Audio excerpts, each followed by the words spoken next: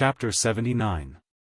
While the others were immersed in the green thief and the night vision ability, Xiaofan carefully observed the trap he set yesterday. In fact, there was a lot of gum on that tree, but not much of it was enough to make the trap stick.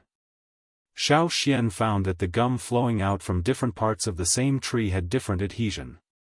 He only got a little bit of gum when he cut the bark, and smeared it around the noose, but only made 2 nooses. The ground was covered with a layer of moss and grass when they were cleaning up the insects yesterday, so the area around the big tree they were resting on was clean. There was still a little smell of insects, so many animals would avoid it. But now, Xiaofan found some traces of gum on the ground. The tree he cut yesterday had a lot of gum flowing out, but it was not sticky enough. There were some traces of being dragged on the gum beside the tree. Apparently, something had stepped on it. The warriors in the hunting group did not touch it, or there would be obvious footprints.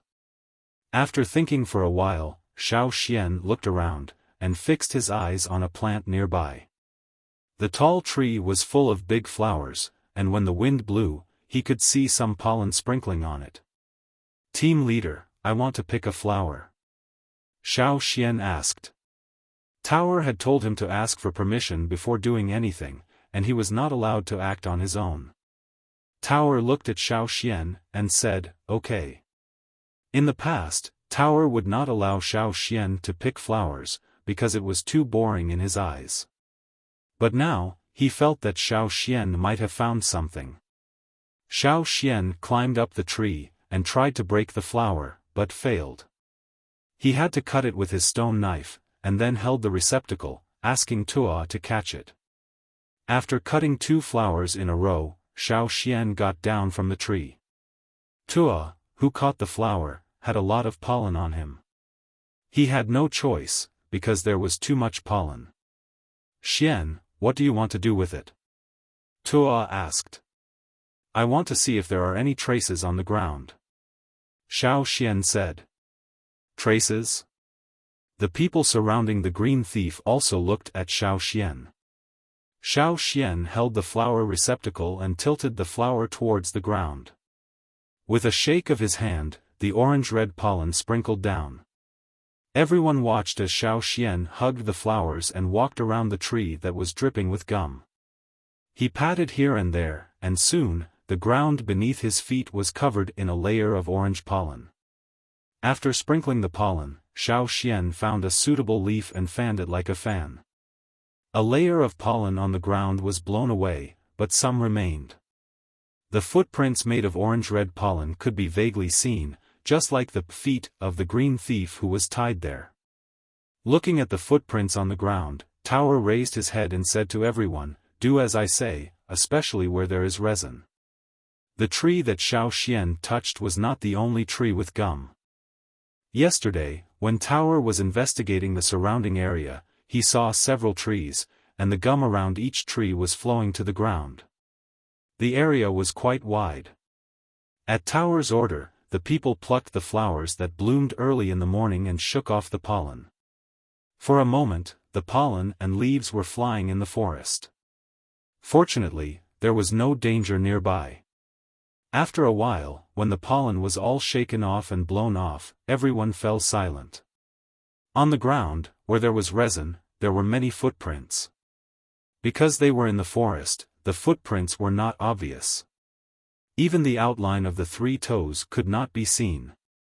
But everyone knew that they were the same footprints as before, and they were all heading in the same direction. There were a lot of orange-red footprints, not to mention the places where there was no resin or where there were too many fallen leaves and weeds. Therefore, the footprints could not be shown by the pollen. Obviously, a huge night marching army had passed by the tree where they were resting last night, but the night watchers did not hear their footsteps, except for the one trapped by Xiaofan's trap. Tower had been hunting in the advance group for many years, but he had never seen a night marching army made of plants like this. The green thief, silent at night. The reason why the green thief was not listed on the animal skin roll was that it was too difficult to find and could be very dangerous. The ancestors knew that it was difficult to hunt at night, and many people had died because of it. Therefore, they had no choice but to give up this tempting target. Therefore, the green thief and other plants that were extremely difficult to find were removed from the animal skin rolls that were later drawn. For nearly 100 years, none of the advance group had ever seen the green thief. If Ta hadn't heard about it from his grandfather and some senior warriors in the tribe, he wouldn't have been able to connect it to the green thief. For him, the green thief had always been a legend, and he had always envied the ancestors who had found the green thief. However, he did not expect that he would be able to catch one today. Although he was caught by Xiaofan's trap, and Tower knew that he had been slapped in the face, he felt that it was worth it to see the green thief. Tower said with difficulty, "The green thief, silent at night. The green thief, silent at night. It's really the green thief. Boss, let's untie the noose and put it away, in case something else takes it away." "Yes, yes, yes. I'll go to the tree hole to get the wooden box." "Is the wooden box okay? Should we use the stone box? How about we take them all? How can we store one? Cut it? I don't know if the green thief can be taken away. What if it withers and disappears as soon as we leave?" Kiki muttered. "Shut up, Kiki." The others shouted in unison. "However, this noose is too tight. Xian, how do you untie it?" Tuo looked at Xiaoxian, who was standing not far away. However, Xiaoxian did not pay attention to Tuo and the others at the moment. He was now seeing something. It was a little blurry, and the surrounding sounds seemed to fade away. It was quiet all around. 1, 2, 10, 100, thousands. Tens of thousands. Maybe even more. Those green figures were walking in a group towards one direction. Compared to the green thief he caught, this group of green thieves had a head, which was like an upside-down mop. When the green thieves stood up, they were actually about the same height as Xiaoxian. They were all as thin as bamboo, quietly walking through the woods. "Xian? Hey, Xian, what's wrong with you?" The people over there wanted to continue shouting, but were stopped by Ta. "Did he see something?" Asua said. "What did he see?" There was nothing but trees around. Could it be that the ancestors had shown up? Thinking of this, the people all trembled at the same time, but they did not dare to shout anymore. "Hey, he moved," Kiki said in a low voice. On the other side, Xiaoxian was walking in the same direction as the green thieves. But after a few steps, he looked towards the trap again. "Hey, he's looking at us," Kiki said. "Kiki, shut up," Ta shouted in a low voice. Xiaoxian had been watching the green thieves walk past him, and some of them even went through his body, as if he did not exist. Xiaoxian unconsciously followed them, walking in the same direction. But the green thieves were too fast for him to keep up. Xiaoxian felt like he was being assimilated, but he quickly broke away from the feeling of being assimilated. He looked towards the trap as if he sensed something. The others thought that Xiaoxian was looking at them, but in fact, Xiaoxian was looking at the green thief that was tied up by the lasso. After being tied up, the green thief found that it could not escape with its whole body, and its head was separated from its body. It was not dead, but like a gecko that lost its tail, it left a part of its body and escaped. When the time was right, it would grow back into a complete body. Xiaoxian moved his eyes away from the trap and looked towards the direction where the green thieves were marching. He saw a green thief walking perpendicularly to the trunk of a tree, with its toes touching the trunk as if it were walking on flat ground. When it was about 15 meters above the ground, it reached out its hand and poked it into the trunk. Then it quickly pulled it out, and just like before, it walked down the tree and continued walking with the army. What was there? Xiaoxian walked over, looked at the tree, and climbed up. Ta, who had been watching Xiaoxian, signaled the others to protect him in case of any accidents. He wanted to find something with Xiao Xian's help, but he also promised the shaman that he would bring him back safely. On the other side, Xiao Xian climbed to the spot where the green thief poked the tree. He saw a small hole, and a green bean sprout-like thing stuck out from it. Looking at the bean sprout, Xiao Xian pinched it with his fingers and pulled it out. Although the bean sprout was not big, it still took some effort to pull it out. Seeing the thing that Xiao Xian pulled out was the same color as the green thief, Ta's eyes flashed. The seedling of the green thief? The green thief, with a green body, walked in the night, stealing the life of the tree for its own reproduction. It was said that the night marching army formed by the green thieves would only appear once a year. Was it really the blessing of the ancestors? I didn't have time on Sunday, so I'd like to thank the readers who voted for this book last week. This book seemed to be the first place in the last issue. I didn't see the display of Sanjiang Hanlin Academy, but it was said to be the first place. In this regard, Chen Ci bowed to thank the readers who voted for this book. It was a pity that the popular book Return of the Cat didn't get the first place. He didn't expect this book to get the first place. So, thank you. Chapter 80. When Xiao Xian came down from the tree, the crowd gathered around him immediately. They had all heard what Ta had said.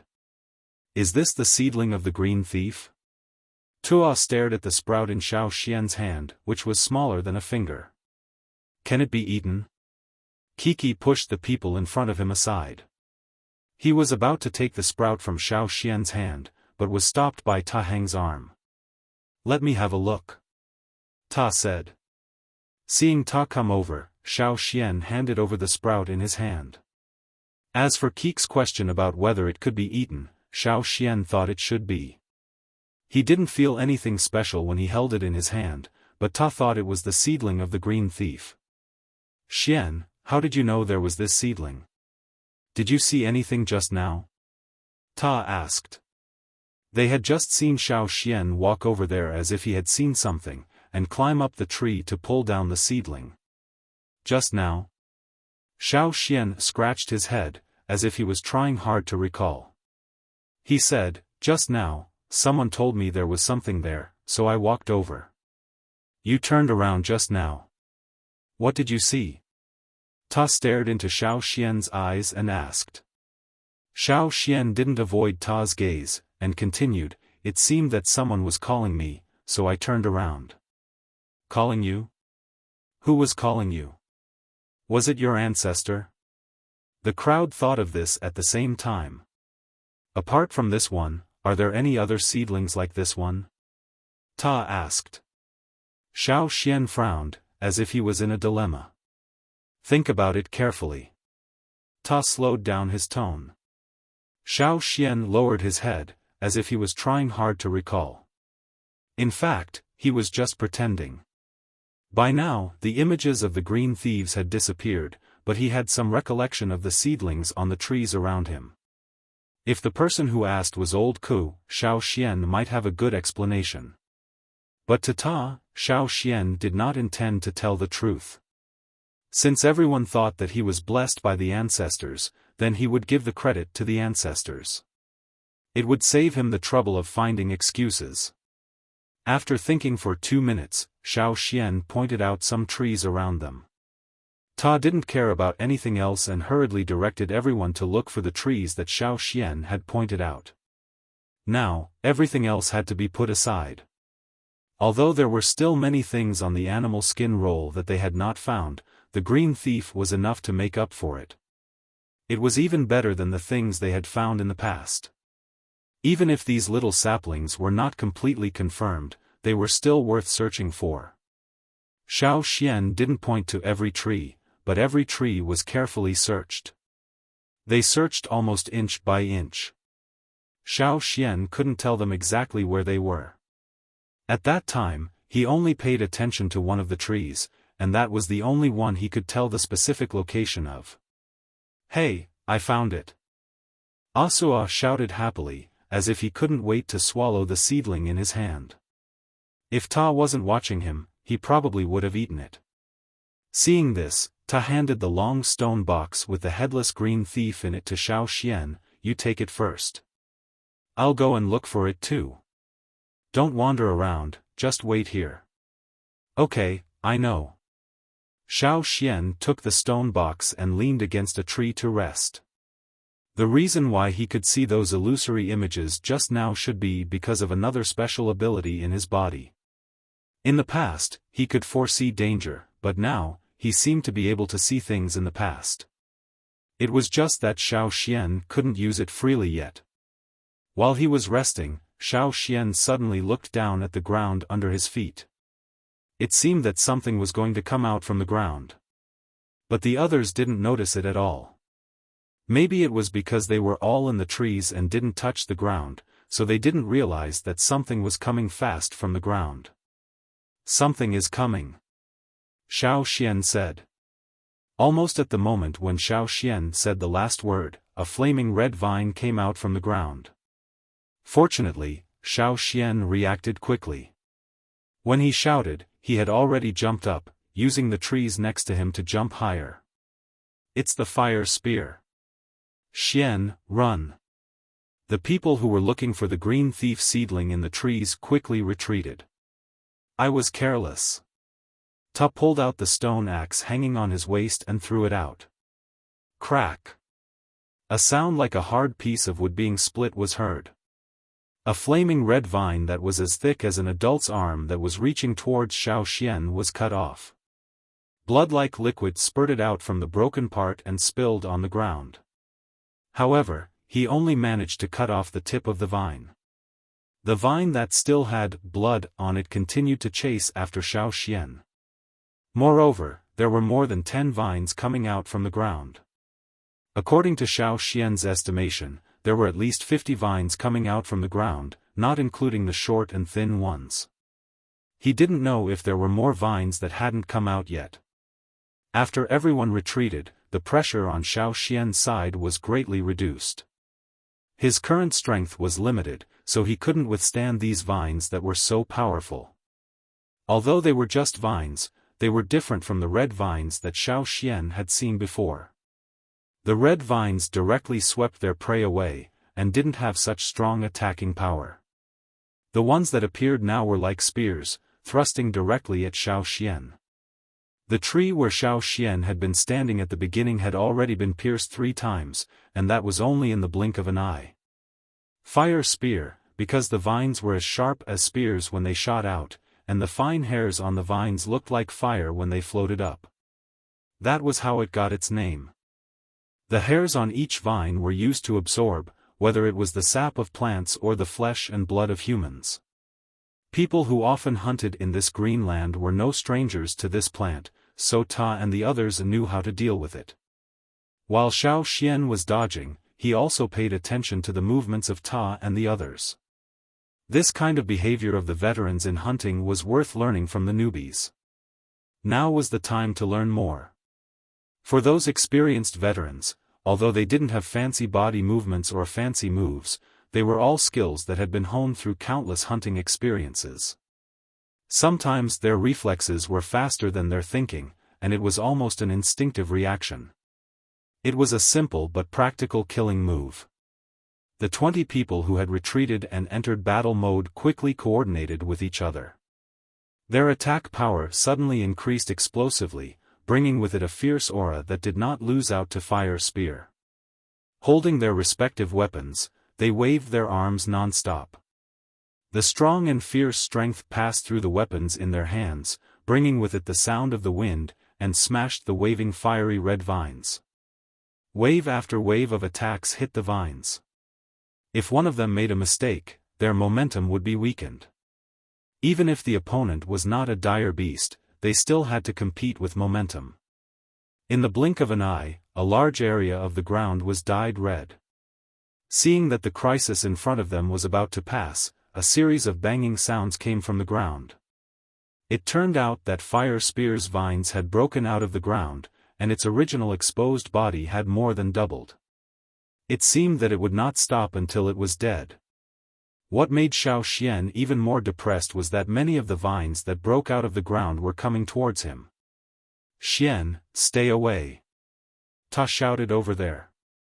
However, after Ta shouted, he found that Xiaofan, who was running away, turned around and came back. Seeing this, Ta was so angry that he wanted to vomit blood. "Damn it, I told you to stay away, why did you come back? To drag us down? Do you think we are not busy enough here?"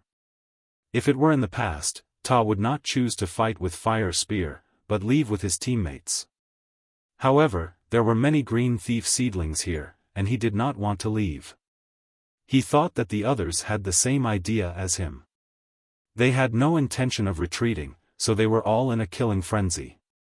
Well, it was not easy to find some green thief seedlings, but they were interrupted by fire spear.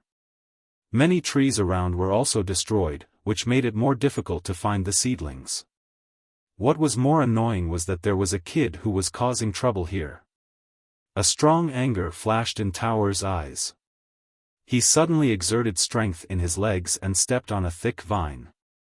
The vine under his feet suddenly burst apart like a heavy object falling down. The fine hairs on the vine that wrapped around Tower's feet were also torn apart in an instant. Ta held the stone axe in his hand and chopped repeatedly. The air was filled with the sound of cloth being torn apart, and the sound of hardwood being chopped off. While chopping, Ta was also running towards Xiaofan. At this moment, he wanted to kick Xiaofan as far away as possible. Ta hated people who dragged the team down. However, Ta had only taken 2 steps forward when he found that behind Xiaofan, there was an equally huge fire spear. It was chasing after Xiaofan with a murderous look, with spear-like vines breaking out of the ground. No wonder that kid ran back. Chapter 81. Xiaofan was running back with the stone box containing the green thief in his arms. He had planned to run away from the battlefield, as he knew that he would only be a burden if he stayed there. However, after a few steps, he suddenly felt a sense of danger. With his special vision, he saw another green object that looked like a fire spear approaching him from the ground. Since he woke up this morning, Xiaofan found that all the plants in his vision were green. However, most of them were pale green, almost transparent. But the fire spear was darker in color. The road ahead was blocked. Xiaofan wanted to run in another direction, but he found that both the fire spear and the one that appeared now seemed to be targeting him. Was it for the green thief? Or was it for Xiaofan? No matter whether the fire spear was targeting Xiaofan himself or the stone box containing the green thief, Xiaofan could not deal with it, so he had to retreat.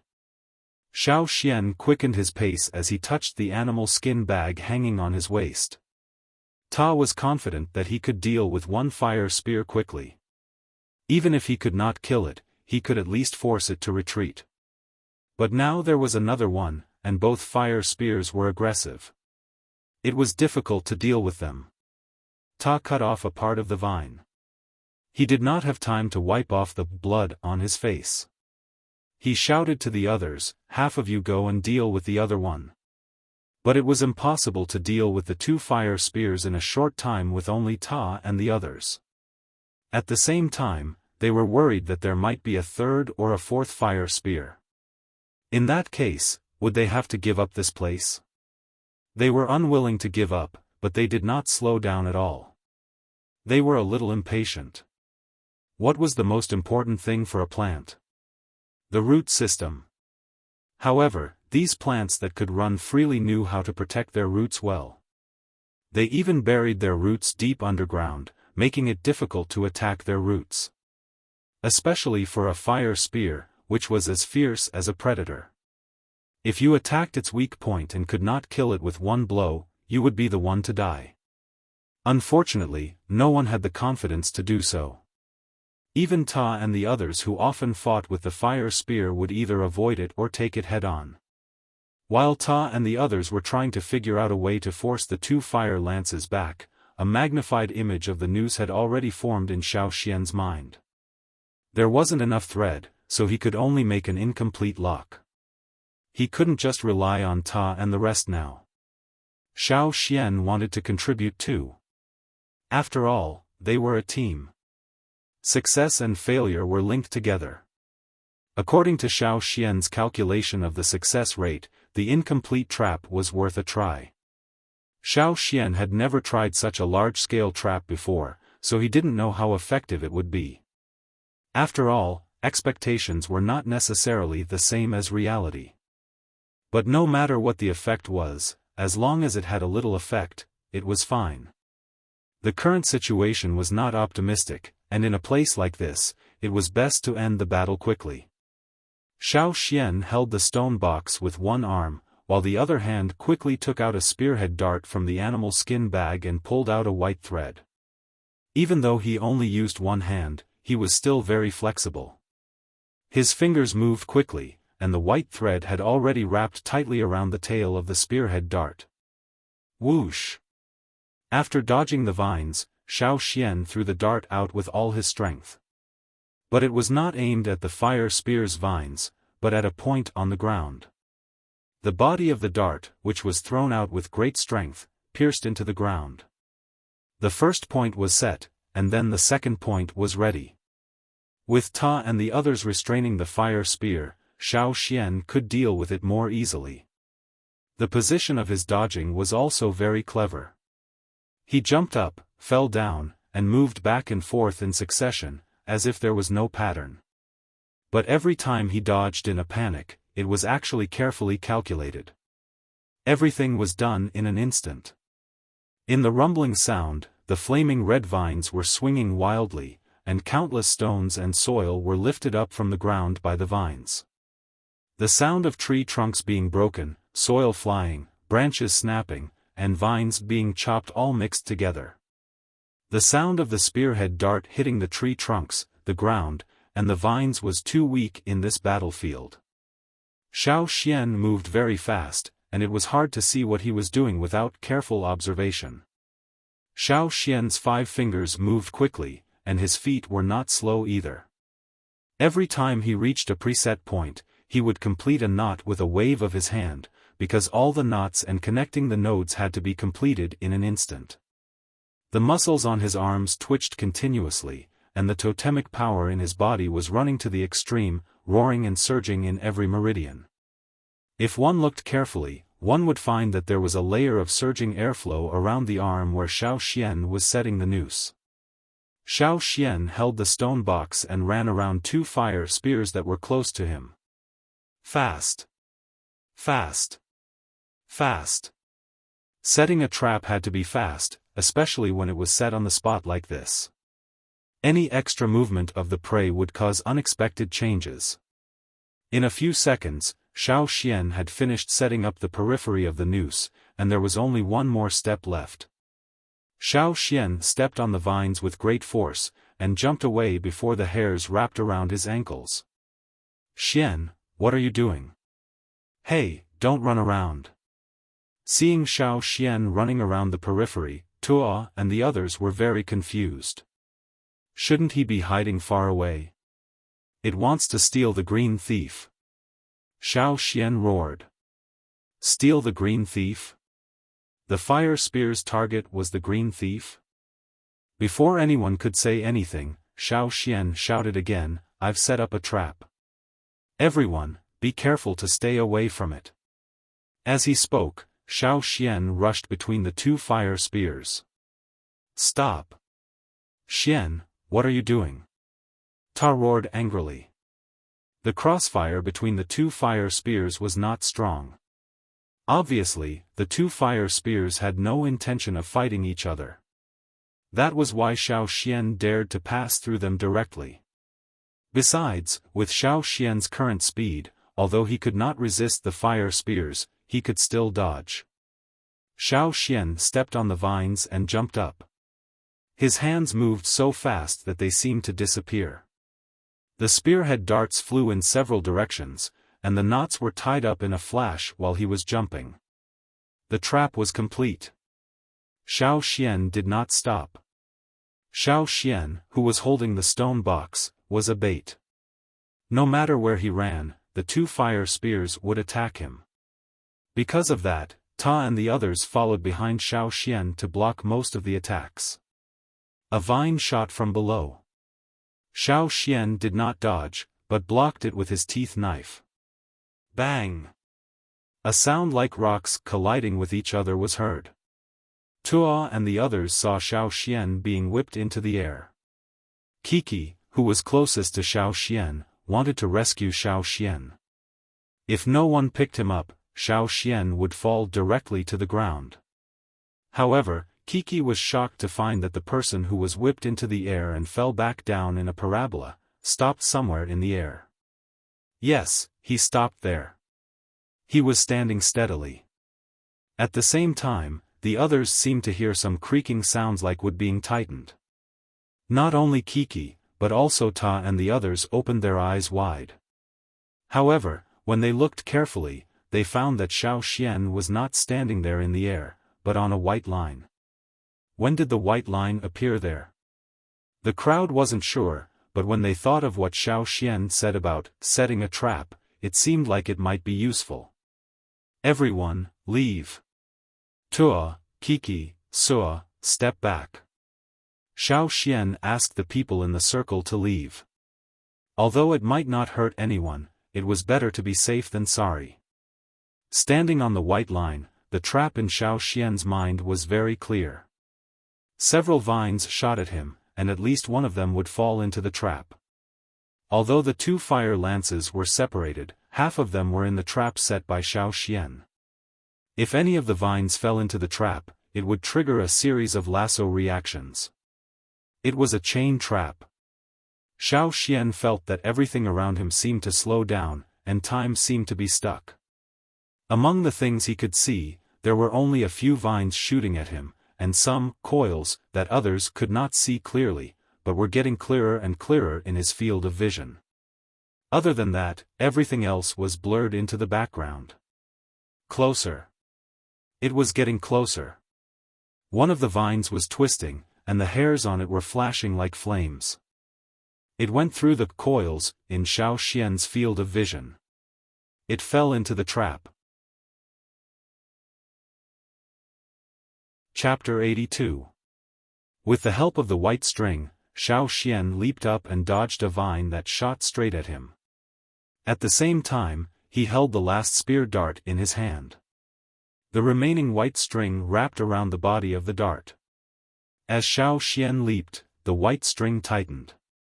Xiaoxian could clearly feel the pulling force from the body of the dart. Taking a deep breath, Xiaoxian quickly swung the spear dart to the left and right, and then pulled it back forcefully. Kill. Creak, the sound of sawing wood being snapped by steel wires sounded again. However, this time, it was not just a few places that made the sound. Almost at the same time, the sound came from dozens of places at the same time, and the sound was sharper than before. Those who heard the sound felt as if they were seeing a thick tree trunk being tightened, and even their nerves were tensed up.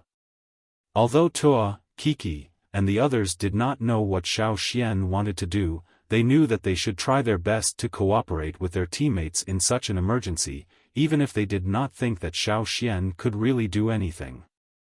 Unexpectedly, as soon as they retreated, they heard the creaking sound that tickled their nerves. Everyone looked over, trying to find the reason for the sound, but soon they were completely shocked by the scene in front of them. The originally loose net of ropes tightened in an instant. As the vines swung, some of the vines were entangled by the net. Feeling the binding force, the vines struggled even harder, and the more they struggled, the tighter the net of ropes wrapped around them. All these changes happened in less than a breath's time. Bang! Bang! Bang! Immediately after the creaking sound, the sound of strings breaking or hardwood breaking rang out almost at the same time, making those who were tensed up feel as if their brains were about to explode. Along with these sounds, the blood of the fire lances splashed out. Whether it was the vines close to the ground or the vines in the air, the red liquid flowing in them splashed out almost at the same time along with the sounds. The blood-red liquid that was spurting out from the two different fire lances carried the violent killing intent that belonged to the predators of the plant world. It was like two flowers of blood that bloomed at the same time. They were even more colorful than the vines that were like flames. Tower used to think that the blood-red flowers drawn on the animal skin roll were the flowers that looked the most like blood. However, at this moment, he realized that the scene in front of him had overturned his previous thoughts. Such a visual shock would leave a deep impression on him even after a long time.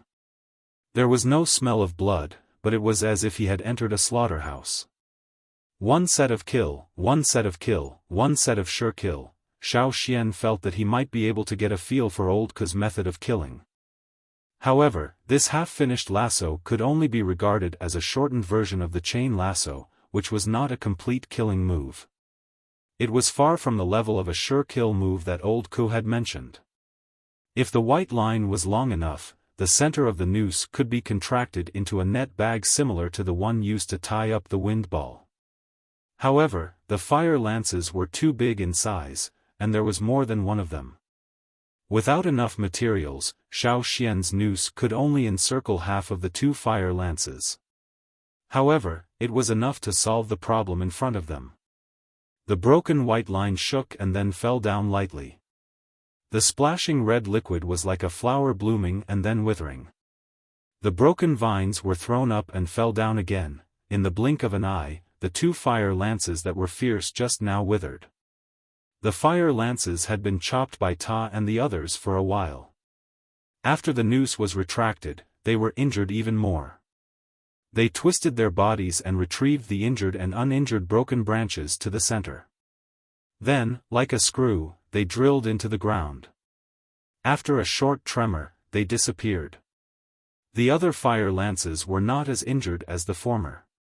However, it was unknown whether they were afraid of the previous attack or they knew that they had no chance of winning. They no longer persisted and drilled into the ground, leaving far away. The battlefield that had been booming just now quieted down again. Only broken branches and flowing red liquid with the smell of plants were left on the ground. Xiaofan was panting heavily. The strength in his body was surging. When he was setting up the traps, he had almost reached his limits several times. His strength was almost depleted in a short time. Because he had used too much strength, in order to complete the trap in the shortest time possible, his arms, shoulders, and legs were all sore and numb. After he relaxed, his fingers trembled uncontrollably. It was estimated that they would not stop for a while. Xiaofan was exhausted. He did not want to stand anymore. He lifted his feet and shook off the red liquid that flowed to his feet. He looked around and saw a broken branch as thick as a bucket behind him. He did not care about the red liquid on the branch and directly went to sit down. He also put the stone box that he was holding onto on the ground. The sound of Xiaofan putting the stone box on the ground pulled everyone back to reality. Tuo looked at the mess on the ground and then turned to look at Xiaofan. When he was about to ask something, his arm was grabbed by Kiki. Tuo was still nervous because of the scene just now. Kiki's grab startled him. He felt that his arm was going to be broken just like the fire spear vine. He almost swung his arm away. "WH. What are you doing?" Tuo shook his arm, trying to shake off the creepy feeling of being strangled. "My legs are a little weak." Kiki frowned. It was rare for a person who was not afraid of anything to be so scared. Just now, he was closer to that side and planned to cut down another vine. In the end, that scene happened. Two of the vines that were closer to him splashed liquid all over his body. It was completely different from the carefree feeling he had when he cut down the vines himself. Instead, he felt a chill in his heart. "Xian, what was that just now?" Tuo asked after calming down. Hearing this, the others all looked at Xiaofan. "Just now? It was a trap," Xiaofan replied. Tuo and the others were in disbelief. How could a trap be set like that? Xiaofan did not explain. In fact, such a large trap existed a long time ago. Some people in the tribe also used it. However, Old Ku said that people gradually abandoned this skill due to the pursuit of power. Plus, the stronger the prey, the higher the requirement for the material of the trap. The material was not easy to find. Later on, many people who liked to use the trap stopped using it. Therefore, there were even fewer traps that could be passed down. Looking up at the sky, the surrounding tall trees were almost all broken down, leaving an empty space. Under the blue sky, the broken branches and sawdust that were thrown up when the trap was closed had already fallen down. The only thing left was the white hair that was slowly floating in the breeze. Xiaofan reached out and caught a piece of white hair that had fallen down. This broken piece was only half of its original length. The large coil of long wire that was connected with great difficulty had all broken. Most of it was broken into small pieces like this. After all, it was not a real steel wire. It was reasonable for it to be broken like this. If the white wire was stronger, the trap would have been set more perfectly, and the trap would have been closed faster. At the moment of closing, the vines would have been cut quickly, and the blood would not have splashed out like this. Then it would have really killed the vines without leaving a trace. Of course, it was precisely because there were still many flaws in the line of white hair that caused the visual effect and shock to be even stronger. Not only were Ta and the others shocked, but Xiaofan was also shocked. He really did not expect such an effect. It was the first time he set up such a large trap, and the effect was much better than he expected. This was also thanks to the white wire. Unfortunately, as Old Ku said, the materials were hard to find. Ta looked at Xiaofan with a complicated expression, and then asked the others to clean up the battlefield. They could not eat the broken branches, nor were they listed on the animal skin roll. So they threw them far away. As for the red liquid on the ground, Ta did not care. The fire spear was the predator here, and the blood of this predator would make many creatures retreat until the blood disappeared. The most fortunate thing was that the big tree that they stayed in yesterday was still there. At that time, in order to look for the seedlings of the green thief, they had left some distance away. Later, when they were fighting with the fire spear, they moved further away. Therefore, the tree only had some traces and holes on the trunk. At least, the place where they slept tonight was still there. Chapter 83. According to Ta and the others, plants like the fire spear would not come back for a short period of time after their first failure. In addition, their blood would prevent other creatures from approaching. Therefore, the tree hole was safe for the time being, even safer than it had been in the past few days. Ta guessed that the two fire spears were here for the green thief. Without wasting any time, he took a few people with him to the swamp to get some mud. They covered the stone box with a layer of mud, and then wrapped it with a big leaf with a fragrant smell. They tied it with a straw rope, which could cover most of the smell of the green thief.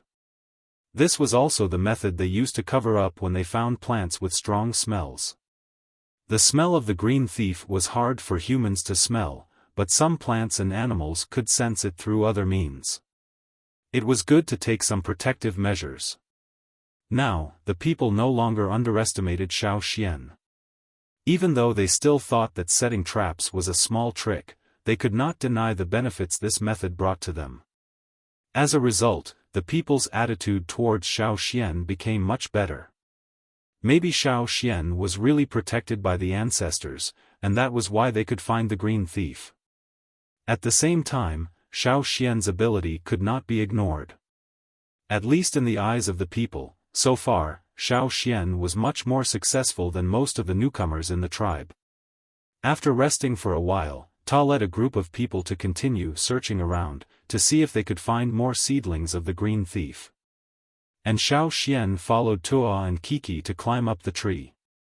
The tree hole was in the middle of the trunk of the giant tree. Further up, the dense branches and leaves of the canopy were occupied by all kinds of birds.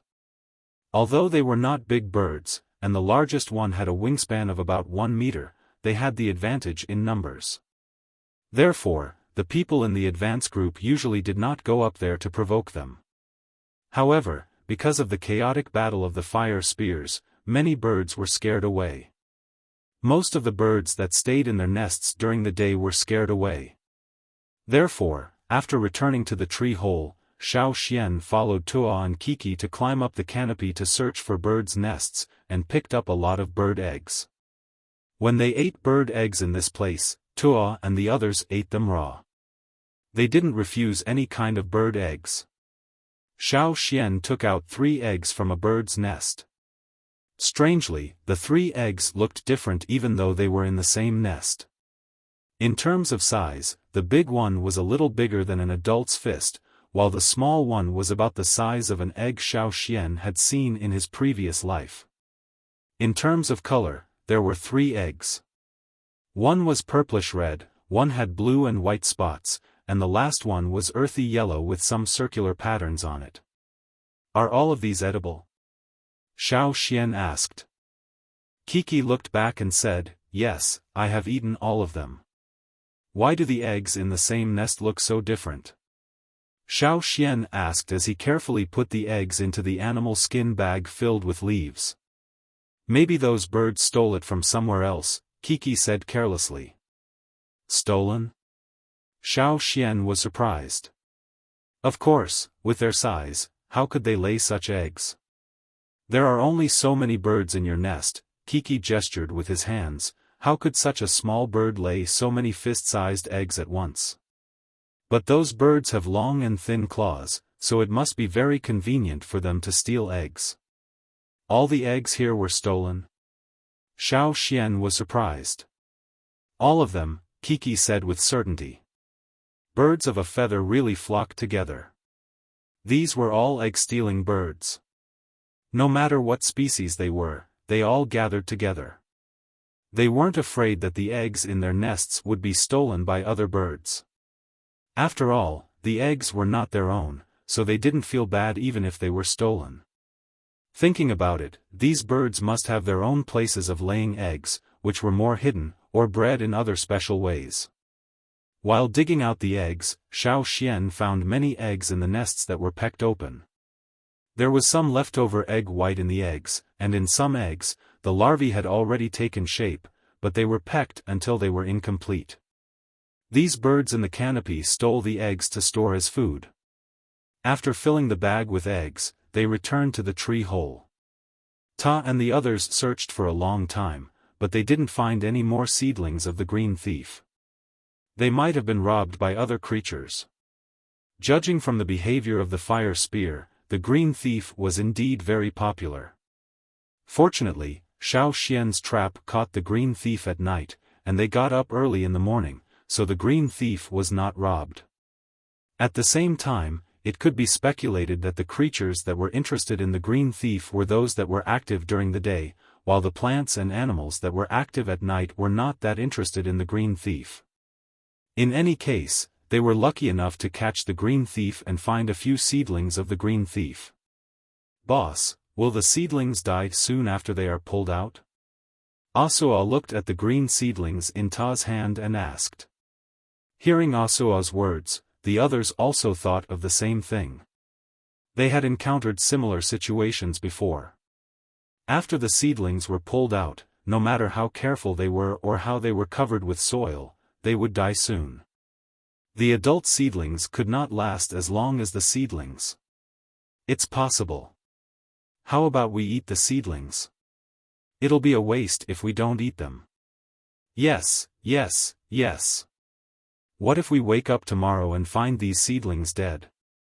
After all, the seedlings are not big green thieves, so they can't last long. They gathered together and discussed. If it were other plants in the past, they wouldn't be so nervous.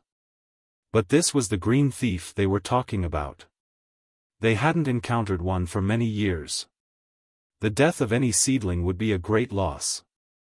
In the end, Ta decided to eat all 6 seedlings of the green thief first.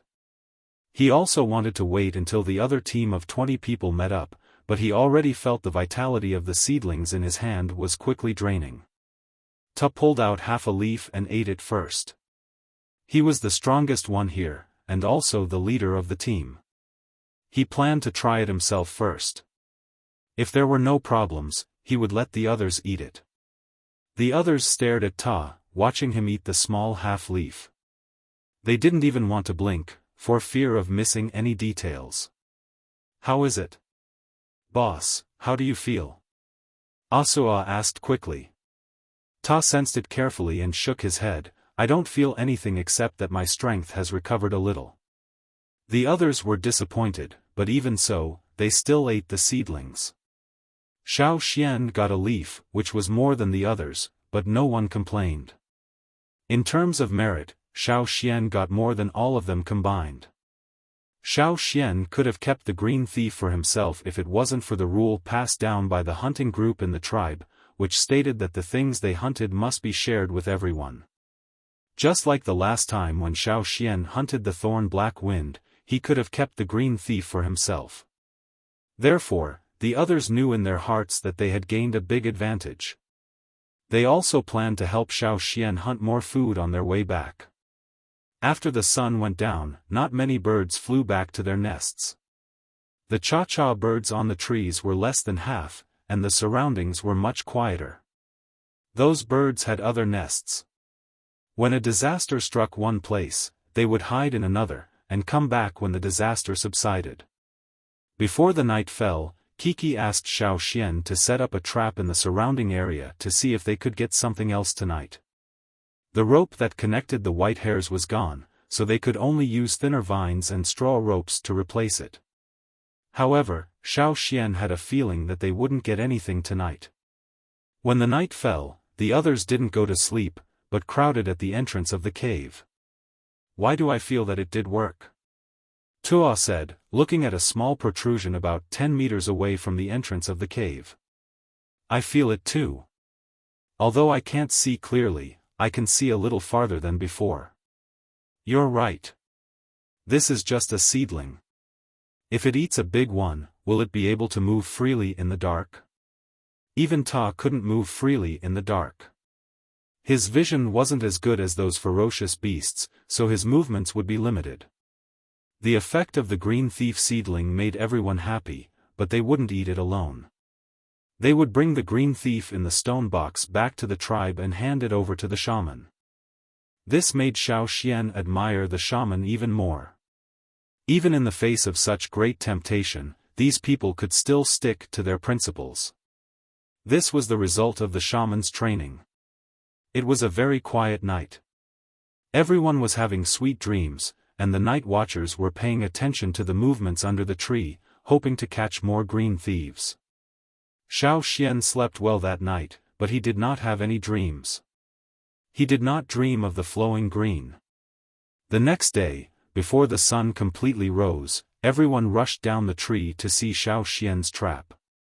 Other people who knew a little about setting traps also set some traps. However, they were disappointed today. Nothing was put on. The ground, which was covered with red liquid yesterday, was now covered with green. The knee-high grass grew up overnight.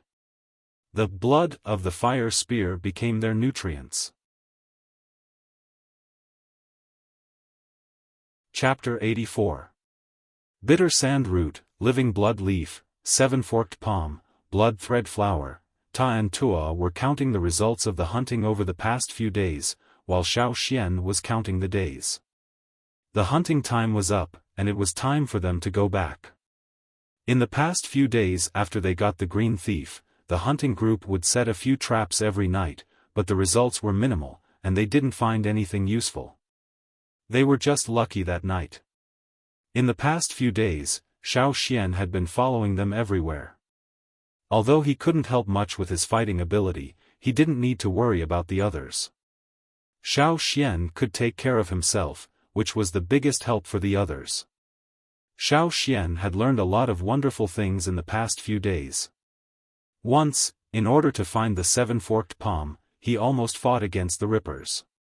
When the seven-forked palm sensed danger, it would close its thick bark-like leaves, wrapping the core of its body into a solid object like a pine tower, and at the same time, secreting a kind of liquid that could attract the rippers. If the hunting group hadn't acted fast enough, they would have been surrounded by a large group of rippers, who had followed the smell. On the other side, Tuo had finished counting. Compared to the last hunting, we have 2 less. But this time, we found the wind ball and the green thief, so our achievements are much better than before. Tuo said with a smile. Ta also showed a relaxed look, because this time they did get more than before. We'll count again when we meet up with Wei and the others. Maybe they have found the other 2. Wei was a senior totem warrior, about the same age as Ta. He led the other 20 warriors to separate from Ta and the others. Ta said to the others, "Let's take a rest today, and get ready to go back tomorrow." "Yes, boss." The others answered. They couldn't wait to go back, and they were looking forward to sharing their experience with their peers or seniors in the other advance group. Xiaofan was also looking forward to going back, but not for the green thief, but for the bird eggs in his animal skin bag. The other members of the advance group were not interested in the bird eggs either. Kiki had used the remaining bird eggs as bait when they encountered the Ripper. The Ripper also ate bird eggs. Xiaofan threw them away too. However, there were still some eggs left in the tree hole and he didn't bring them with him. Now, they were no longer in the tree hole, but in another place. In order to find their target, their resting place had been constantly changing. One night, they even slept in the leaves, using the leaves to roll themselves into a cylinder, and slept for the whole night. That night, around the plant that looked like a ham, the layers of leaves wrapped around it should have been upright, but there were 21 leaves that were rolled up into cylinders and hung there. There was a person sleeping in each cylinder. Tuo said that the plant had the function of repelling insects. It was also one of the objects they wanted to collect. When they had no place to sleep, they would use the big leaves of the plant to wrap themselves up so that they would not be attacked by the insects that came out at night. However, he couldn't do it during the day.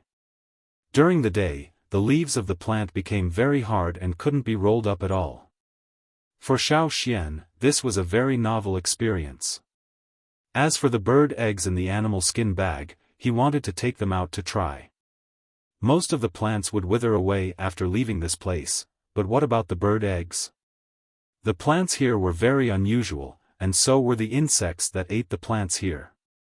Furthermore, could it be speculated that the birds that ate the fruits and insects here had more nutritional value or medicinal effect than the birds from other places? So did the bird eggs. The shelf life of a raw egg was longer than that of a boiled egg. Xiaofan didn't know if this was the case for these strange-looking bird eggs, so he didn't cook them. The next day, Ta led the group back, and met up with the other 20 people at the agreed place.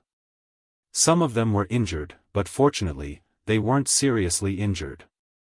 After hearing about the green thief, the other 20 people stared at the stone box wrapped in leaves.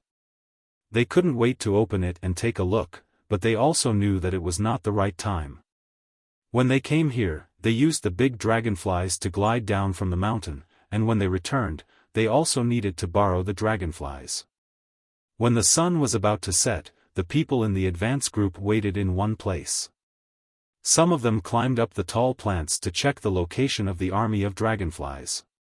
After all, they didn't always take the same route on their return journey. Over there. Let's go. Hurry up. If we're too slow, we won't be able to catch up. We have to wait until tomorrow. Xiaofan didn't need to carry the boxes with the plants. He only carried the animal skin bag, which was much lighter than the others. At this time, in order to catch up with the army of dragonflies, everyone was running in that direction in a hurry. Xiaofan suddenly felt like he was rushing to catch a bus in his previous life. Tut! He quickly climbed up the tall plants, and tied a rope in his hand. When the army of dragonflies flew by, he threw the rope out and tied it around their feet. After he was pulled up, if there were still dragonflies flying in the air, he would jump onto the backs of the dragonflies below. The rope was too long, and if he hung in the air, he would be easily swept by the wings of the dragonflies. When they were about to reach the mountain, the dragonflies began to flap their wings and fly higher. The ground was getting farther and farther away, and the objects below were getting smaller and smaller. Behind them, on the green land, the tall plants closed their leaves, and the blooming flowers closed their petals. All kinds of sounds announced that the evening was coming. Be careful when you jump. Don't get hit. Ta shouted to Xiaofan. Got it. The moment the dragonflies flew up the cliff, Xiaofan quickly ran towards the tail of the dragonflies. He found a gap and jumped down. He inserted his stone knife into the mountain wall, and slowly slid down the mountain wall until he stood firmly on a flat ground. Move! Move! Bang! The dragonfly that Kiki was sitting on flew a little too high. When he jumped over, he hit the mountain wall and rolled a few times before he landed. Although he hit the wall, Kiki still protected the box with the herbs in his arms. When he stood up, he rubbed his back and grimaced in pain. After everyone jumped down, the army of dragonflies also climbed over the mountain, and went to the pond where they rested. Let's go. Have a good rest. We'll be busy in the next few days. Ta said. However, they were too excited to talk about the green thief that night, so they didn't sleep for long. After leaving the mountain the next day, Xiaofan realized what Tua and the others meant when they said, "There are many things here that we can't take away." The green land could no longer be seen, and the fragrant big leaves that wrapped the green thief stone box were withering, turning yellow, and falling to the ground. The mud wrapped around the stone box couldn't completely cover the smell of the green thief. What made everyone depressed was that many ferocious beasts seemed to be very interested in the green thief. Originally, everyone in the advance group wanted to give Xiaofan some advice and help him hunt some food on the way back. However, they were so busy that they couldn't even talk to each other. In order to protect the green thief, everyone in the advance group fought all the way. In order to get back as soon as possible, they didn't bring any prey. The longer they stayed, the more difficult it would be for them. At first, they killed all the ferocious beasts that came to them one by one, two by two, and one by one. Robbing the green thief? No way. Die, die, die. But gradually, everyone's strategy changed. What? More ferocious beasts coming for the green thief? How many? Run! Run! Everyone in the advance group had never been so embarrassed. In the past, they could bring back some prey or some souvenirs from the ferocious beasts on their way back. But this time, they didn't have the time, and they didn't have the mood. Everyone had a strong smell of blood on them, and it was the blood of high-level ferocious beasts. They didn't have time to wipe the blood off their faces. Their hair was messy, and they looked even worse than the kids in the cave. Blood clots had already formed on their animal skins, and when they dried them, they could easily rub them off. Even at night, they were attacked from time to time. It was unbearable. They didn't get enough sleep, and they were tired all the way back. They had to fight and kill along the way. Luckily, the average strength of the advance group was strong. If it were any other hunting group, they would have lost some members here. Therefore, Xiaofan, who could still be energetic after a nap, became an outlier among them. The others looked at Xiaofan with a gloomy look. Xiaofan looked at the animal skin bag.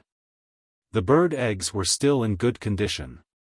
He had put some dry leaves and hay in the bag. Since he left, only one of the eggs had been broken. According to the rules of the hunting group, except for the target, everything they got belonged to them. Therefore, no one would say anything about the bird eggs that Xiaofan had. They weren't interested in the eggs anyway. When they were looking for the target, they had eaten a lot of bird eggs and all kinds of fruits. They hadn't eaten roasted meat for many days, so naturally, they wouldn't eat bird eggs anymore.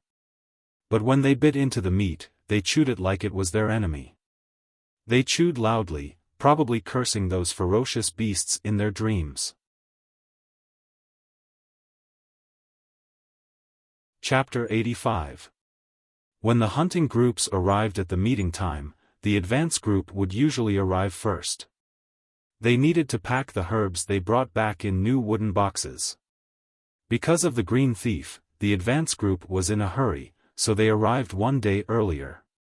When the 40 or so warriors of the advance group finally arrived at the meeting point, exhausted, they did not have much time to rest.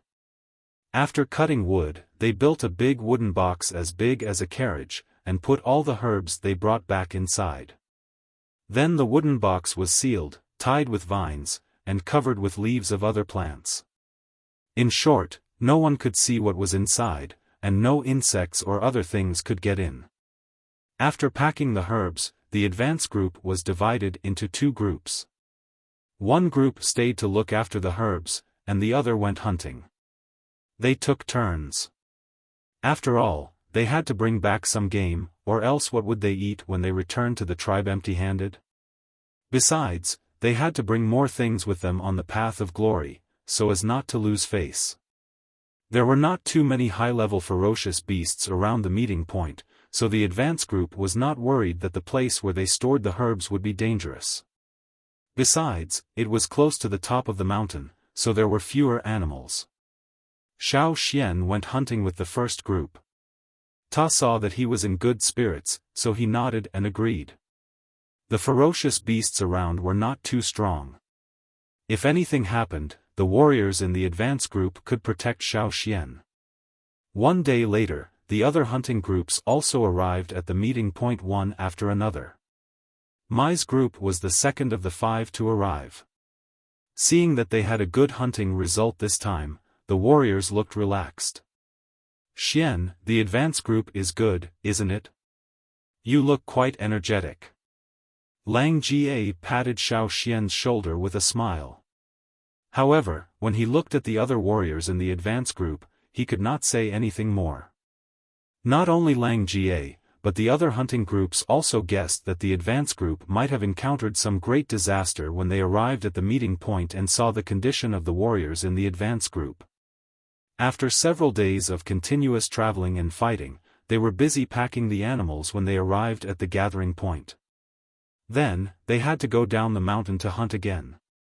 In order to maintain the reputation and status of the advance group, the hunting animals they chose were not low-level animals. They were busy all the way until the evening. The 40 of them split into two groups and took turns going down the mountain to hunt.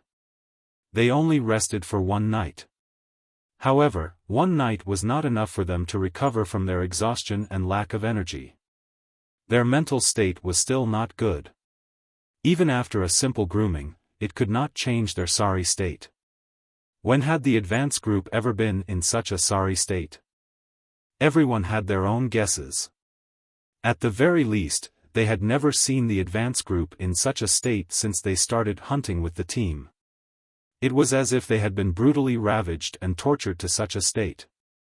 As for the reason, everyone couldn't help but compare the difference between this time and the previous hunting teams. The only difference was the addition of Xiaoxian. The kids, who were still immersed in the joy of their first hunting experience and exchanging experiences with their awakened companions, were now whispering to each other and pointing at Xiaoxian. The advance group is so tired to protect Xian, but Xian is totally fine. That's right. He's a burden, isn't he? Even if he was lucky enough to be protected by the ancestors last time, he might not be so lucky every time. Anyway, it's good enough that he came back safely. Anyway, it looks like the advance group won't take him with them next time. Alas, it's better for him to stay in the hunting group like us. How old is he? He's not strong at all. He's just a junior totem warrior like us. How dare he dream of staying with the advance group? Not only these kids, but the others in the hunting group also had the same idea. Everyone in the advance group was so tired that they couldn't hide the exhaustion on their faces. It was just like how they were even more tired to protect the new warriors in this hunting mission. It must be because of Xiaofan. The place the advance group went to was naturally more dangerous, and any small factor could lead to different results. Xiaofan was the unstable factor in this advance group. I told you that Xian shouldn't be with them. Someone said in a low voice.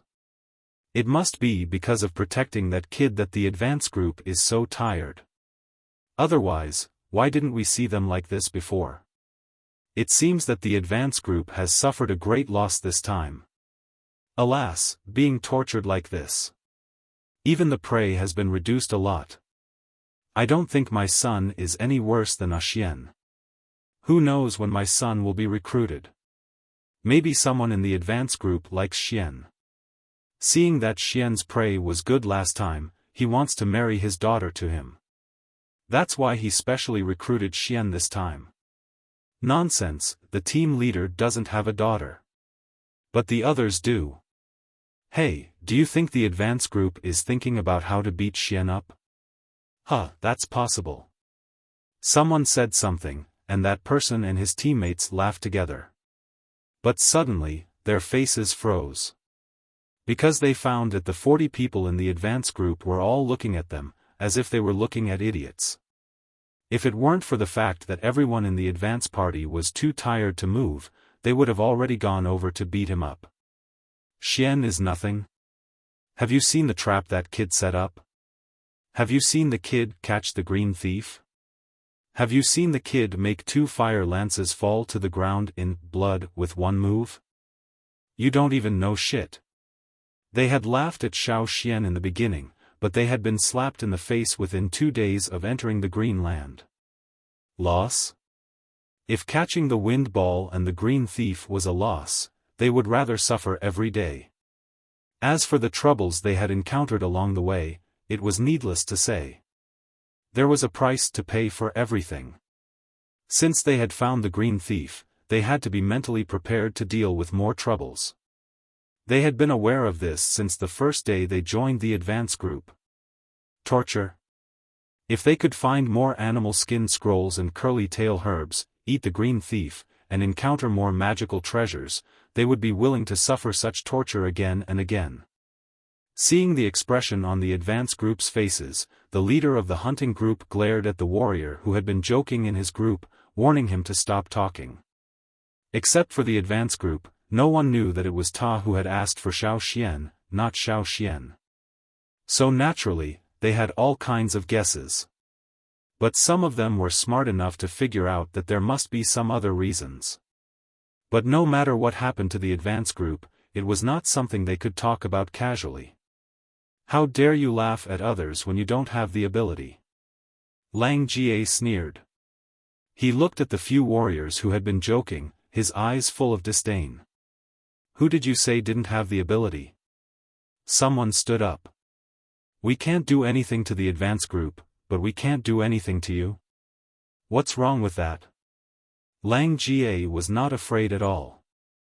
Other warriors in the same hunting group stood up together with Lang Ga. They had a good impression of Xiaofan.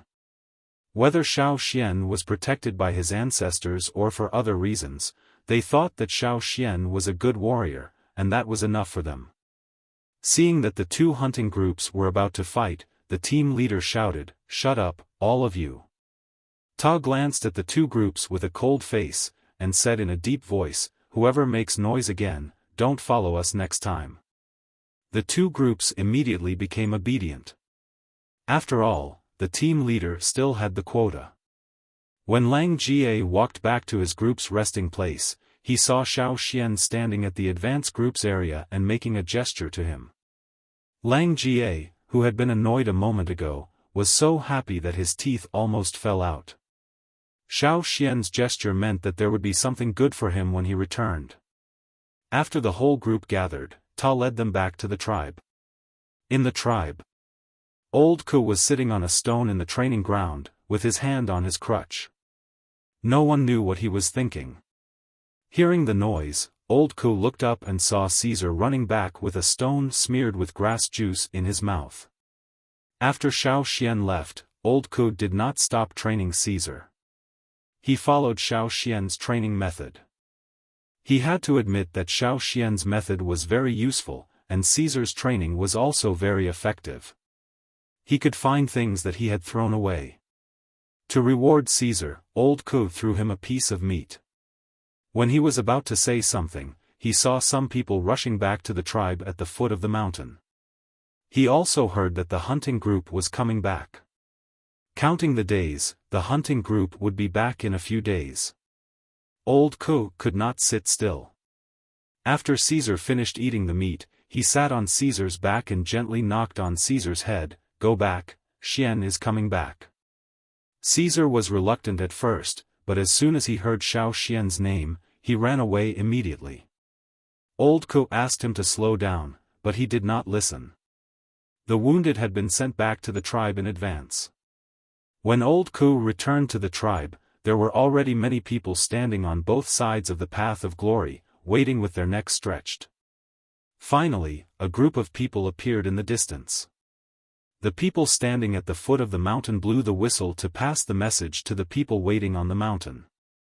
When the hunting group set foot on the path of glory, the people who had been waiting on both sides of the road for a long time were excited.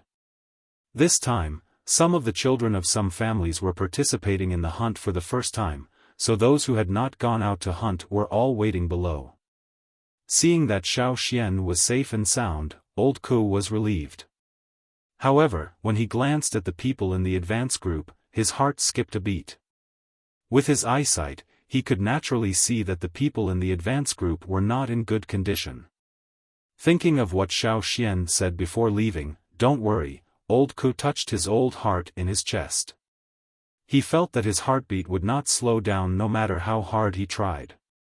He always felt that every time he heard this kid say, "Don't worry," something big would happen. Transition chapter. Tonight's chapter will be updated. Go to bed early. Continue on the weekend. Chapter 86. Back in the tribe, after the sword cleansing ceremony, everyone in the hunting group went down the mountain. The Xiaofan didn't have much game, so he went down the mountain with the game by himself. This time, the shaman didn't ask the Xiaofan to stay for a chat, because all his attention was on the green thief brought back by the advance group. He didn't have time to pay attention to other things. But after the sword cleansing ceremony, the shaman told the Xiaofan that he would find him again in a few days, and that he would send someone to pass on the message. The advance group didn't bring back as many ferocious beasts as before, and the quality of the ferocious beasts was also not as good as before. But this time, they made the biggest contribution. The green thief couldn't be told directly. Only a few people in the tribe knew about it, and those who knew about it were those who had a high position in the tribe, or those who had made great contributions. Most of the ordinary people didn't know about it. The only thing they knew was that the advance group had made great contributions this time. Most of the ordinary people in the tribe didn't care about what the advance group had done. They cared more about their own family members who had participated in the hunt. As for other people, it was just a topic they talked about. Even if many people were curious about the performance of the advance group, they would forget about it after they went back to the tribe, and busy themselves with the game. Xiaofan dragged the game back home, put it down, and ran to Old Ku's place. He also brought back some fresh meat and some bird eggs. When they went down the mountain, Xiaofan gave Mai, Lang Jie and the others some bird eggs. He had eaten a lot of bird eggs in the Greenland, so he brought them back for them to see if there was any difference between the bird eggs in the Greenland and those in other places, and if they could be used as medicine eggs. In Old Ku's house, Xiaofan briefly told him about the harvest this time. Of course, he couldn't tell him about some things that needed to be kept secret. He only emphasized the white hair used to set traps. That kind of white hair is very suitable for setting traps after it is connected into a thread.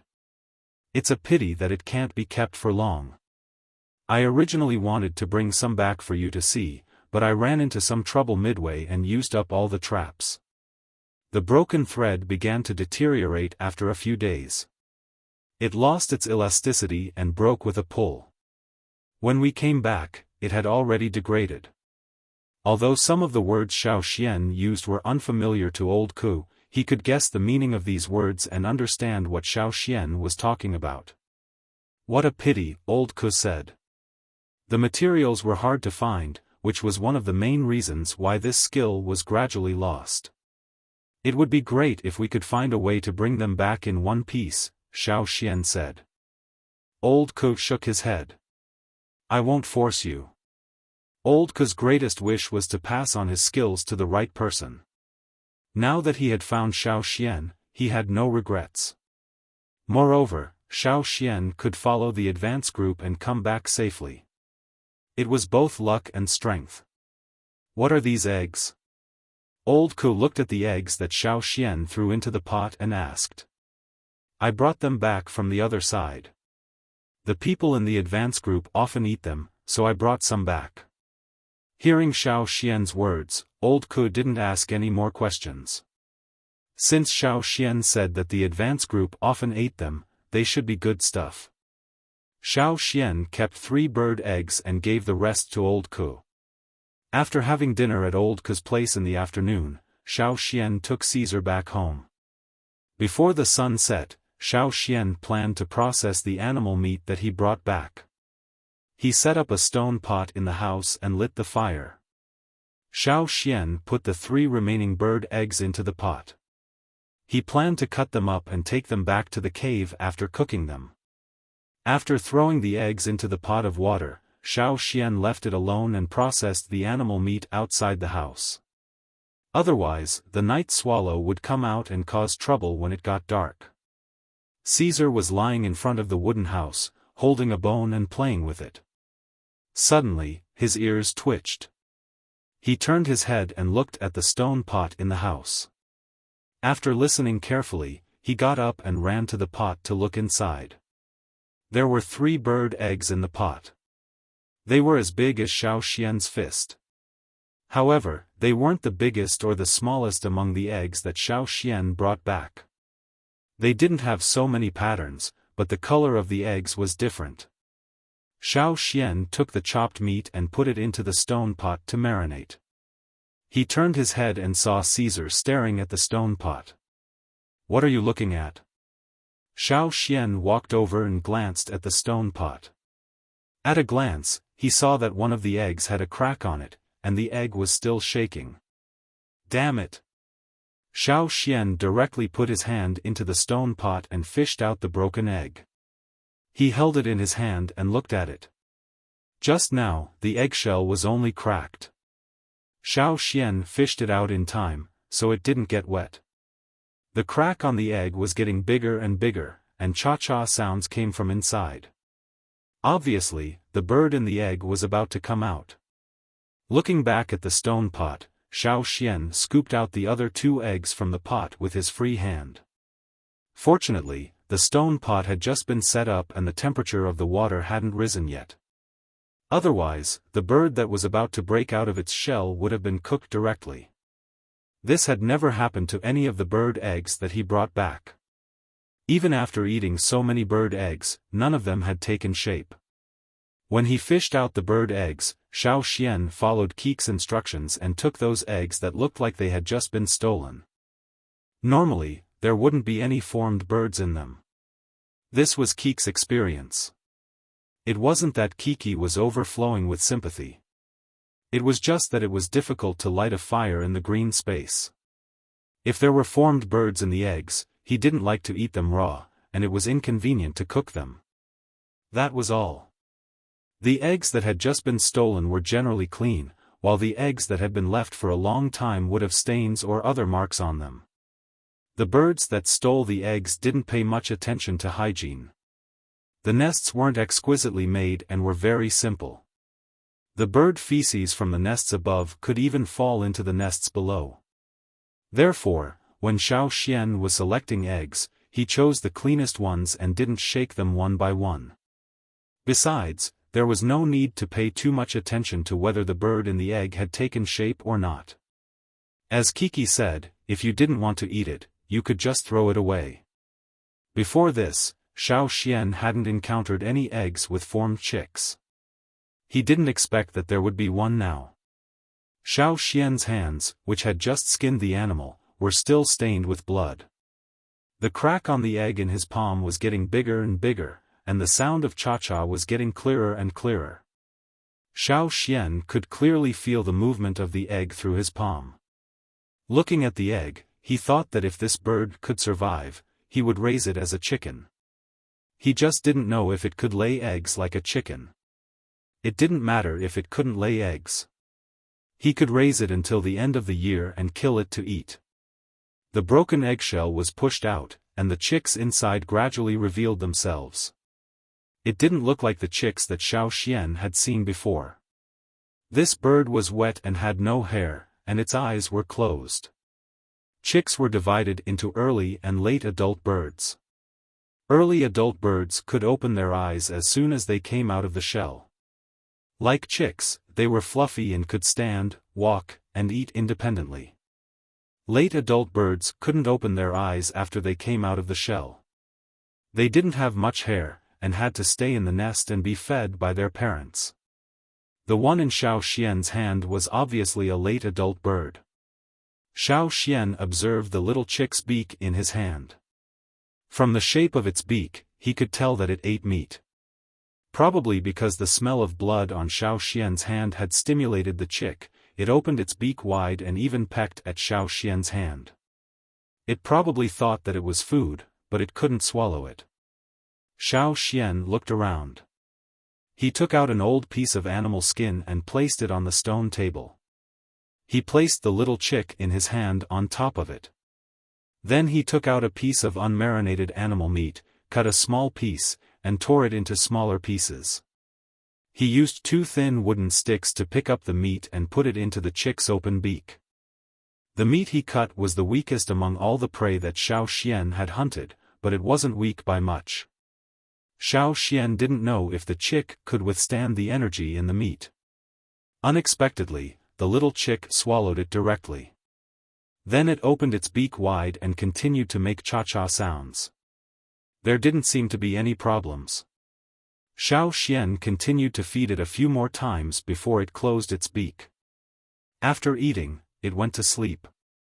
Looking at the quiet little chick nesting on the animal skin, Xiaofan shook the 2 eggs that he had fished out to listen for sounds. Then he threw them into the stone pot to continue cooking. As for the little chick that had just hatched, Xiaofan shook his head. It was almost cooked. Fortunately, it had hatched before it was cooked.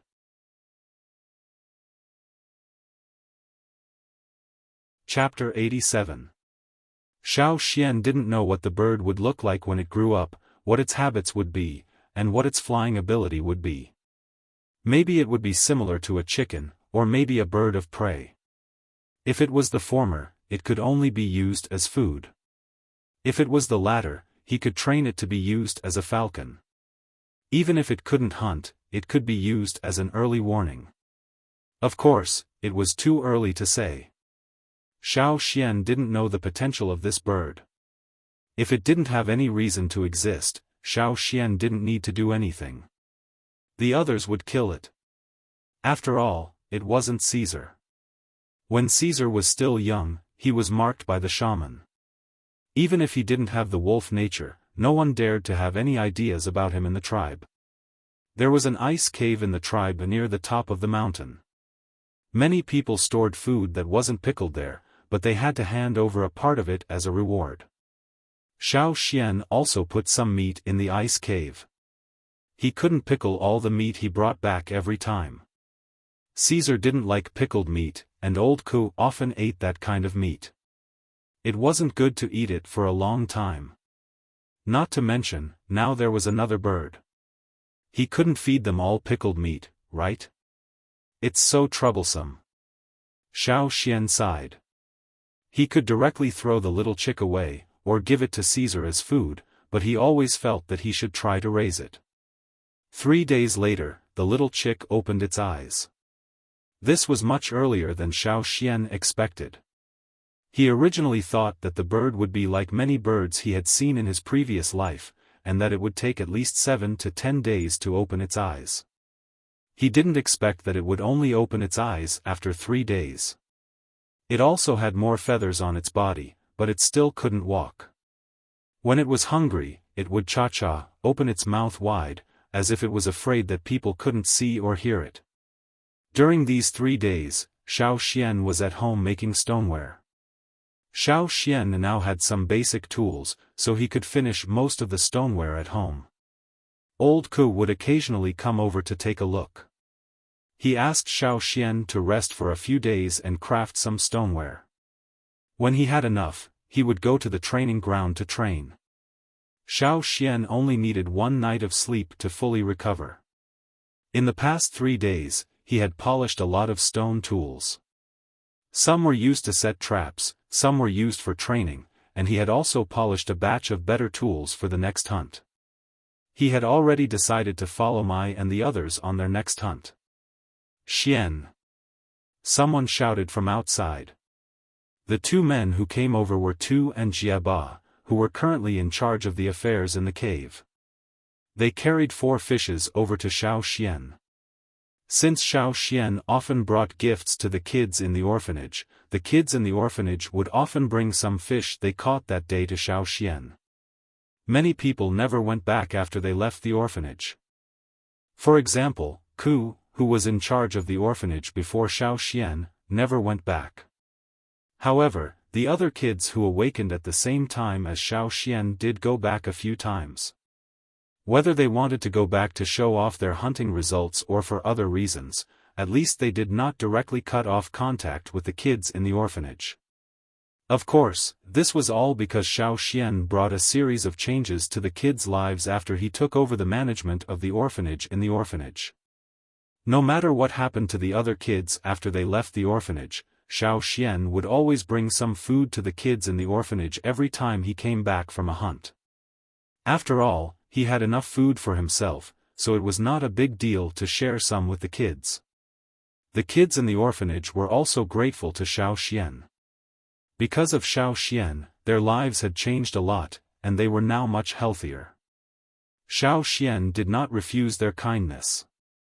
It was rare for the 2 of them to bring the fish over. Although the fish could not provide much energy for Xiaoxian now, it could still improve his appetite. Every time Jiaba and Tu came over, their eyes were filled with envy. It was really good to become a totem warrior. They could have their own cabin, hunt for more food, and grow faster. Xiaoxian was not as tall as them in the orphanage, but it had not been long since he awakened, and he was already taller than Jiaba, who was the biggest kid in the orphanage. Don't be jealous. Maybe it will be your turn next year. Xiaoxian carried a small piece of marinated animal meat to them. As usual, everyone in the orphanage can only eat a little bit. Don't eat too much, or you will die. Every time Xiaoxian gave them the meat of the lowest level. They could not bear the meat of the higher level, and there was not much of it. If there was too much meat, they would not be able to absorb it. In the past, Mai and Lang Jie also gave Xiaoxian some lower-level meat jerky. As for the meat jerky of the 4-fanged wild boar or the thorn black wind, the kids in the orphanage could not even touch it. In the past, Xiaoxian did not know about this. But after he learned about the relationship between the 2, he strictly controlled the meat and the amount of meat he sent to the orphanage. After Jiaba and Tu left, Xiaoxian carried a fish over. After killing it, he tore off some meat and put it in front of the little chick. The little chick opened its beak wide just now, but after the meat was put in front of it, it closed its beak tightly. Now it was the animal meat, and it continued to open its beak and swallow. You are so fucking picky. Xiaoxian cursed. Holding the fish, Xiaoxian looked at Caesar, who was lying on the side. Looking at Xiaoxian's eyes, and then looking at the fish in Xiaoxian's hands, Caesar turned its head to one side, refusing to look at Xiaoxian or the fish in Xiaoxian's hands. Fuck, you are all picky. Originally, he wanted to feed the little chick with the fish, but now it seemed that the fish was disliked by the two of them. On the 7th day, Xiaofan had almost finished preparing the tools. He planned to go to the training ground with old Ku. After thinking for a while, Xiaofan decided to take the little chick with him. Otherwise, who knew what the little chick would do? The little chick grew very quickly, changing its appearance every day. Xiaofan guessed that it was because this place was special, so the birds grew quickly. Its vitality was also tenacious. Xiaofan had no experience in raising birds, so he wasn't that careful, but the chick grew healthily. It just ate a lot every day, and not long after it slept, it would start chirping cha-cha. Now, the little chick often didn't stay in its nest. If Xiaofan wasn't paying attention, it would jump out of the grass nest that Xiaofan made for it, then crawl around the table. If it found Caesar lying beside the table, it would immediately roll down and land on the wolf's back. Caesar was so angry that he bared his teeth. There were a few times when he almost died under the wolf's claws. Fortunately, Caesar was obedient. He knew that Xiaofan didn't want him to hurt the chick, so he endured it.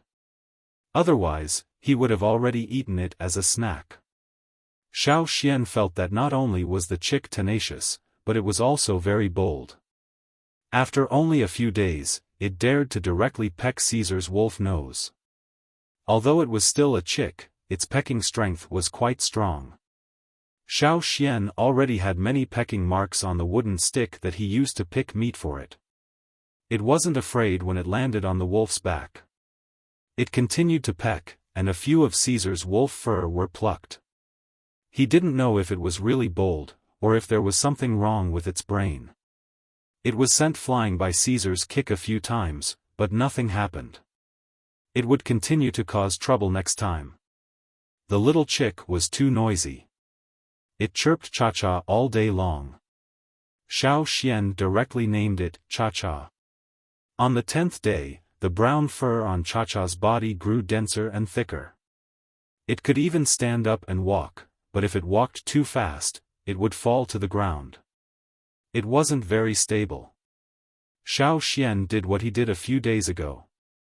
He took Cha-Cha and Caesar to find old Ku first.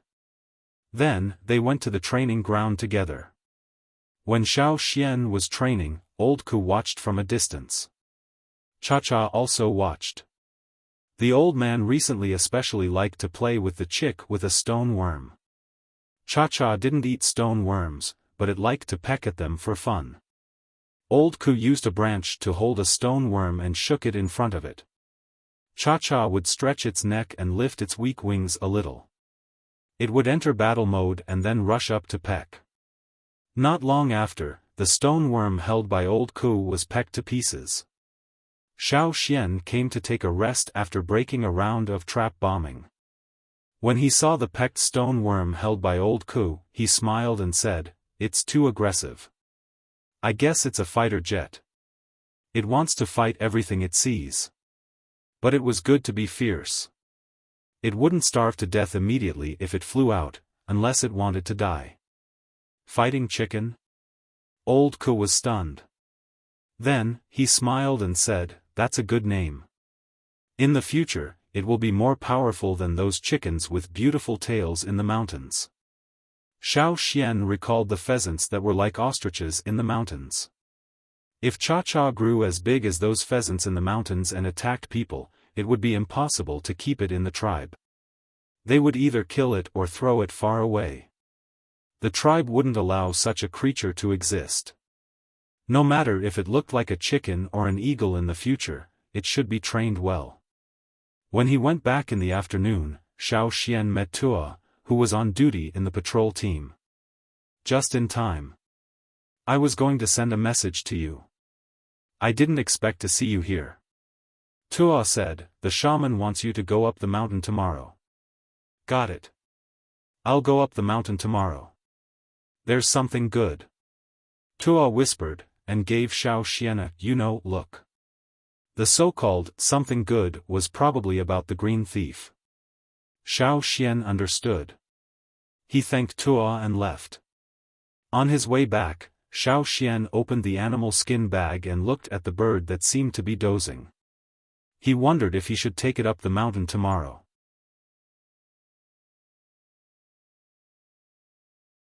Chapter 88. The next day, Xiaofan directly went up the mountain with the animal skin bag. It was always good to tell the shaman when he raised a bird. Cha-Cha was in the animal skin bag. It had been put in the animal skin bag so many times that it was used to it and didn't cry out all the time. The people on the mountain were very familiar with Xiaofan. Every time they saw Xiaofan, someone would take the initiative to greet him. Xiaofan would respond with a smile, no matter if they were from the Ta or the other camp. "You're here." The shaman had been waiting in the stone house for a long time. When he saw Xiaofan, the smile on his face deepened, and more wrinkles appeared on his old face. However, not everyone could be treated like this by the shaman. Not to mention, Xiaofan was still young, and he was almost the only one among the younger generation in the tribe who could be treated like this by the shaman. Without saying anything, Xiaofan directly walked in and sat on the straw mat. Cha-Cha. When Xiaofan sat down, Cha-Cha, who was in the animal skin bag, made a sound. Probably because he was aware of the unfamiliar surroundings, and the animal skin bag was next to the straw mat, he made a sound of uneasiness. When Xiaofan entered the house, the shaman glanced at the animal skin bag. Now that he heard the sound, the smile on his face turned into doubt. Xiaofan reached out and took out Cha-Cha from the bag. Compared to 10 days ago when it was just hatched, now Xiaofan couldn't even wrap it with one hand. "This is..." The shaman stared at the baby bird in Xiaofan's hand. "It's an egg I brought back last time." Xiaofan told the shaman the whole story, "So I want to try taming it." The so-called trained Caesar, trained Cha-Cha. The shaman was speechless. Seeing that the shaman was still a little confused, Xiaofan hurriedly said, "No, I mean, a trained dog and a trained falcon. Old Ku said that Cha-Cha may be an aggressive bird, so I want to try training it. When the time comes to hunt, it can help. Even if I can't bring it with me to hunt, it can be used as an aerial observer in the tribe." The shaman lowered his eyelids, but his expression did not change much. He asked calmly, "What if I fail?" "Kill him." Xiaofan didn't hesitate. This was the rule here. If you don't listen, you'll either die or be thrown away. Generally speaking, the way people in the tribe acted was more like the former. They were straightforward, neat, and not indecisive.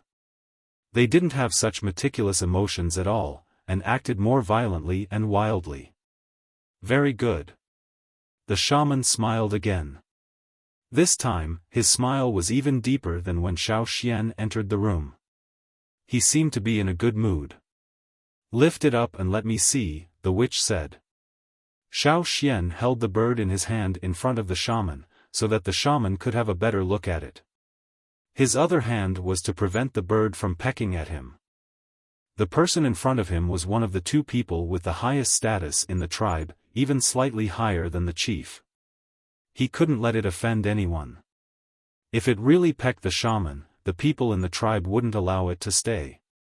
However, to Xiaofan's surprise, Cha-Cha was very obedient today. It didn't make any noise after it came in, and it didn't seem to want to peck at anyone now. The shaman quietly looked at the young bird with a circle of fluffy feathers, and Cha-Cha quietly looked at the person in front of it. After a while, the shaman raised his bark-like hand and took a palm-sized stone plate from the short table next to him. There was some black powder in the stone plate. He dipped his index finger and middle finger in the black powder with his other hand. His thumb rubbed the black powder on the index finger and middle finger, and then bent the other 4 fingers except for the thumb, and raised his hand in front of Cha-Cha. The thumb dipped in black powder touched Cha-Cha's head. His finger touched Cha-Cha's brown and gray feathers were immediately stained with black powder. However, Cha-Cha didn't avoid it. It still stared at the shaman and was very obedient. Xiaofan was very surprised. This bird had never been so obedient since it came out of its shell. No matter what the shaman meant, Xiaofan knew that the shaman allowed Xiaofan to try taming it in the tribe. Moreover, after the shaman's blessing, even if Cha-Cha didn't live well in the tribe, no one would kill it. Even if they chose to throw it far away, no one would dare to kill it. After the shaman put down the stone plate, he didn't stop there. Instead, he took out a patterned plate, the same patterned plate that Caesar had, and handed it to Xiaofan. Obviously, this was for Cha-Cha. It was even more important than Caesar. This was a double guarantee. Xiaofan didn't understand why the shaman valued this bird so much. It was just a bird with an unknown future that could be used as a food reserve. Could it be that the shaman could predict the future and see Cha-Cha's potential? Unfortunately, when the shaman pretended to be mysterious, no one could pry information out of him, and no one dared to. Although he looked like he was about to die, he always made people feel reverence. Throwing Cha-Cha back into the animal skin bag, Xiaofan bowed to the shaman to show his gratitude. With the shaman's approval, it would be much more convenient to bring Cha-Cha around the tribe in the future. After the Cha-Cha's matter was settled, the shaman went straight to the point. He asked about Xiaofan's hunting in the Green Land. Xiaofan told him selectively, but this time, he said a little more, and mentioned that he vaguely saw the shadow of the green thief. Xiaofan didn't think that he could hide it from the shaman for the rest of his life.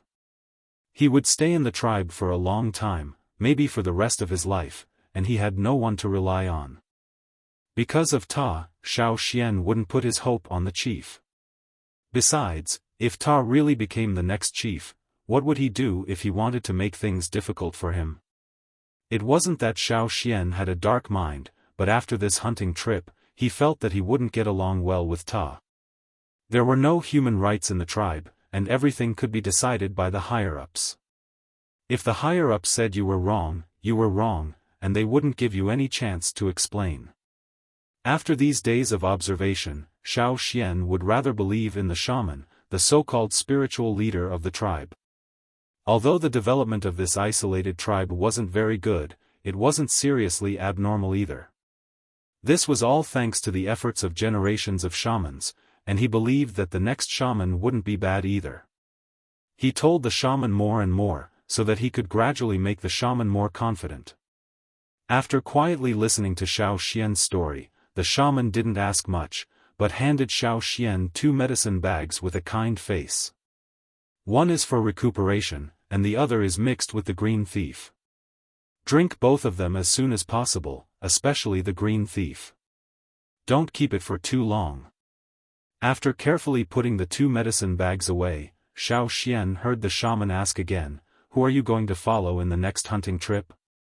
"I was just about to tell you that I want to follow Uncle Mai and the others in the next hunting trip," Xiaofan said. After Ta came back, he didn't kick Xiaofan out of the advance group. Maybe he changed his mind and wanted to continue leading Xiaofan next time. However, Xiaofan didn't want to do that. He wanted to follow Uncle Mai and the others, so that he could have better opportunities to gain experience. If he followed the advance group, Xiaofan wouldn't be able to keep up with their pace, and he couldn't solve the problem with a lasso every time. Maybe after hearing Xiaofan's answer, Ta would think that Xiaofan didn't know what was good for him, and his impression of Xiaofan would be even worse. But, so what? Xiaofan didn't want to go in and be a decoration. He didn't want to go through that again. "Okay, I know." The shaman nodded. With the shaman's words, Xiaofan didn't have to worry about anything else. Ta didn't even dare to say anything in front of the shaman, let alone refute him. Even his father, the chief of the tribe, Ao, wouldn't directly refute the shaman's decision. Before leaving, Xiaofan bowed to the shaman again. The more Xiaofan learned about the shaman, the more he felt that such an old man was really worthy of respect. It had nothing to do with brainwashing. When going down the mountain, Xiaofan deliberately went to Mai and Lang Jie and asked them if the bird eggs they ate were the same as Cha-Cha. However, the answer he got was that Cha-Cha was a special case, just like other bird eggs. You hatched an egg? Lang Jie said in surprise. Xiaofan didn't know what to say. He didn't like the sound of that. Lang Jie was surprised. He pulled Xiaofan's animal skin bag over and opened it to take a look. He even reached his hand in to take out the Cha-Cha to have a closer look. This bird was blessed by the shaman. Lang Ga's hand was pecked hard as soon as he put it in. If it weren't for his thick skin, other people who hadn't awakened their totemic power would definitely bleed. This bird is fierce enough. It's better than Caesar. Obviously, Lang Ga's standard of good was the same as Keek's. For most people in the tribe, no matter if it was a beast or a ferocious beast, the fiercer it was, the better. The fiercer it was, the greater the sense of achievement when slaughtering it. By the way, Xian, when you go back, check your house. The rainy season is coming. Although your house was just built this year, it's better to check it carefully. Prepare more dry wood at home. Rainy season? Xiaofan thought about what happened last year. Indeed, the rainy season was coming.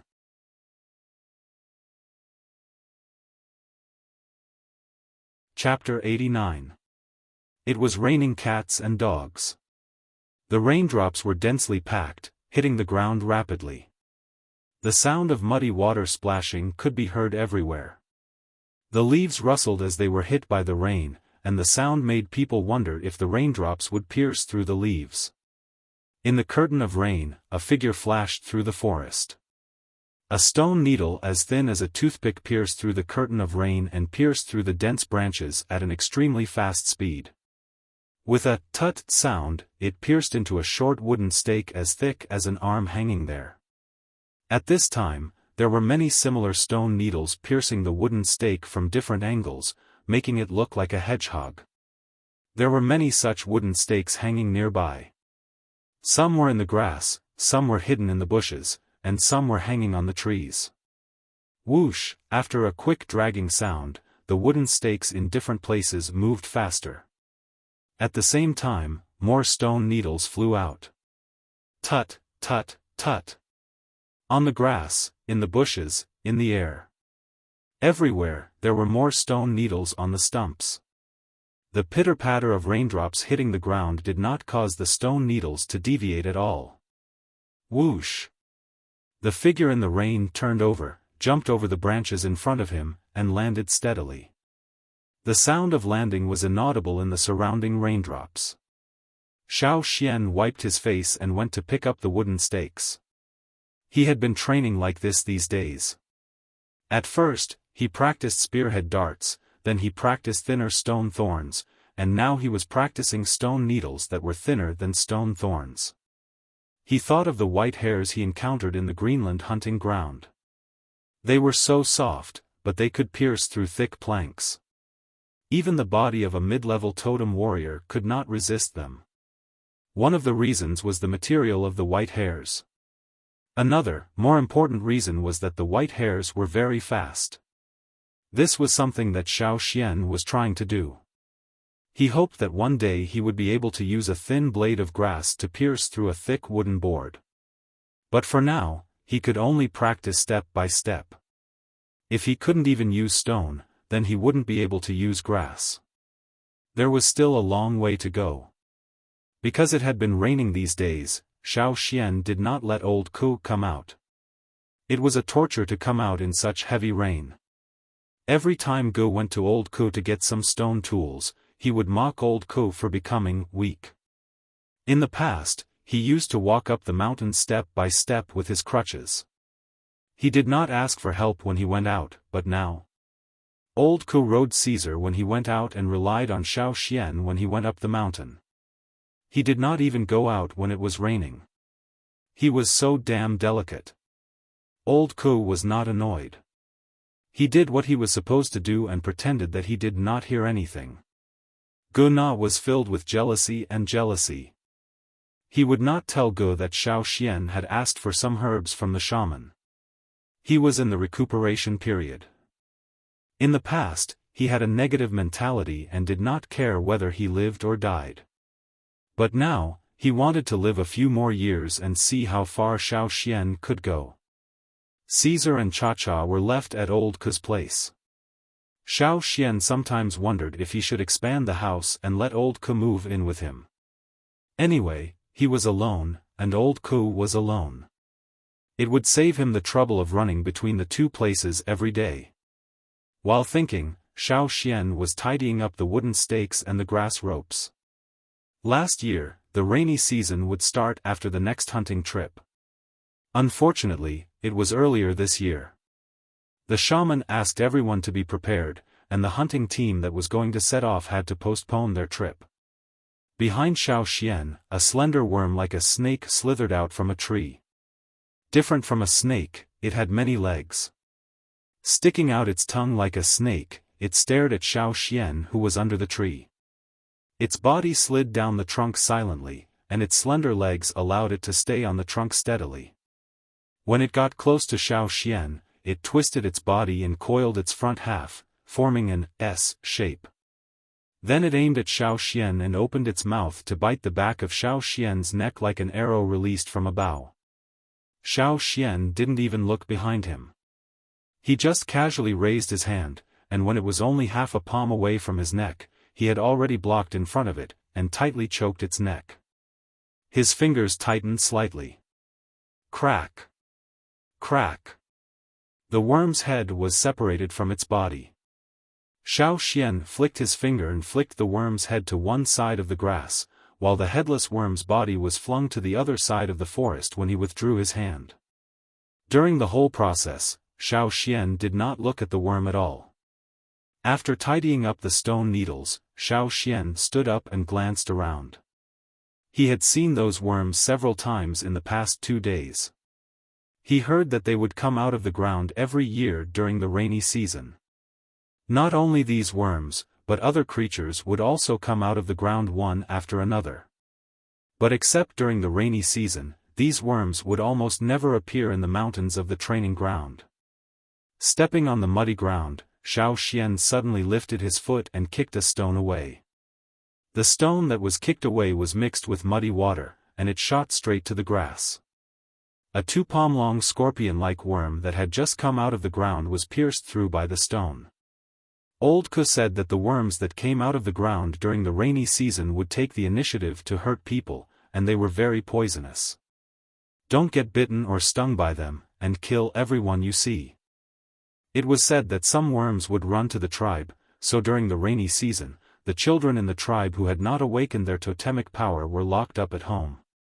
Everyone would sprinkle some kind of grass juice around the house, which had a certain effect of repelling worms. Woo! A loud noise came from the other side of the river. The warriors in the training ground only felt a chill go straight to their heads. They all stopped what they were doing and jumped to a high place to look at the other side of the river. Xiaofan had almost reached the place where he lived, and there were no hills to hide him. He climbed up a tree and looked at the river in front of the tribe. In the curtain of rain, the figure that jumped out of the river was not clear, because it was too far away. But even if the figure was far away from the tribe, and was not completely exposed, one could still guess its huge size. This was the decisive factor that stopped the tribesmen from exploring the river. The river fear beast was the overlord of this boundless river. The word dread that the tribesmen gave it showed how much they feared it. Although the huge dread beast was not clear what it looked like, just by looking at its size and hearing its voice, people already felt an unparalleled sense of oppression. When they appeared, it meant that the real rainy season had begun, and not just an occasional storm. This was just as the witch predicted. The rainy season really came early. When the dread beast jumped up, its roar was like a siren in people's ears, and it was so loud that people felt like their eardrums were about to burst. But when the huge dread beast dived into the water again, it would make a muffled sound like thunder. It was not harsh, but it was even louder than the previous one. It made people feel like their chests were hit by a heavy hammer again and again. If you put a cup of water in the room, you would see the water in the cup shake violently. At this time last year, Xiaofan, like other kids in the orphan cave, covered their ears and hid in the cave. That kind of sound was torturous for them, and many of them were shivering. Not only the kids in the orphan cave, but also the kids in the tribe would hide in their own homes and block their ears with things. But they still could not relieve the uncomfortable feeling caused by the sound. Some of them even bled from their ears and noses. Maybe for those dread beasts, the rainy season was a happy season. They frequently jumped out of the water, as if they were very happy. Even if they were far away from the river bank, the image they brought was not reduced. For the tribe, the rainy season was a disaster. The only good thing was that the dread beasts would not get close to the bank, let alone go ashore. Otherwise, the tribe might have already ceased to exist. When the huge dread beast appeared, the tribe would hold an emergency meeting. The team leaders of the two hunting groups would assign people to go down the mountain to be responsible for the defense. This was also the annual defense battle in the rainy season. During the rainy season, something might come out of the river. That was why the tribe's hunting group delayed going out, because they had to guard against the creatures in the river. It's a new week. Shamelessly asking for a recommendation ticket.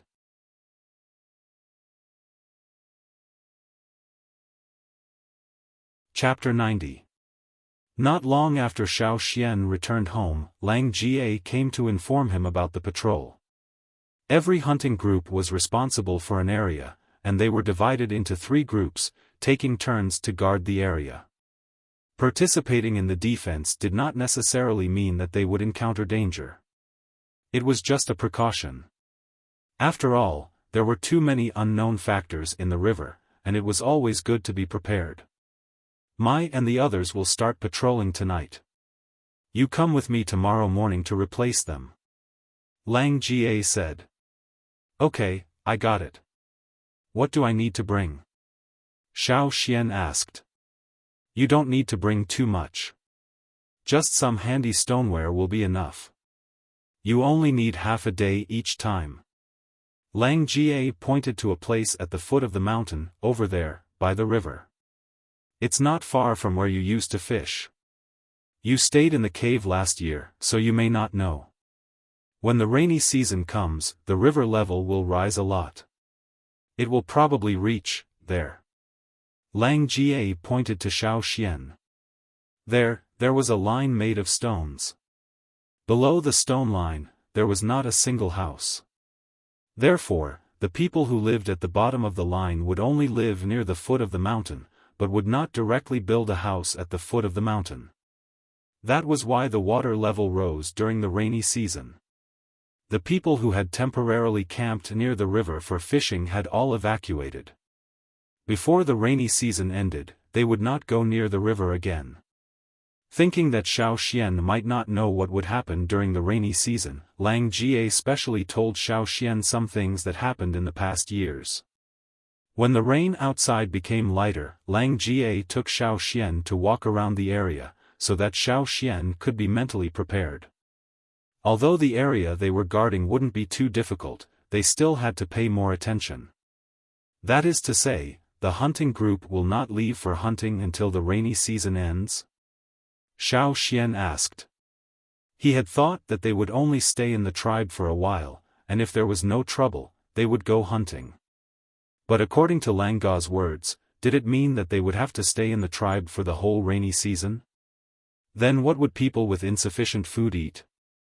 There's nothing we can do about it. That's the rule of the tribe. For example, there are many people on the mountain. They store a lot of food, and the level of their prey is also high, so they can survive. But those at the foot of the mountain are in trouble. Even if they store some meat, the level of the meat is not high, so the energy provided is limited. Most of the time, they will still be hungry. Lang Jie chuckled. This is much better than winter, because during the rainy season, some things will come out. We can pick them up and eat them.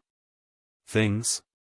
Xiao Xian couldn't help but frown when he thought of the various insects that came out of the training ground. If there was really nothing to eat, he could only start with them.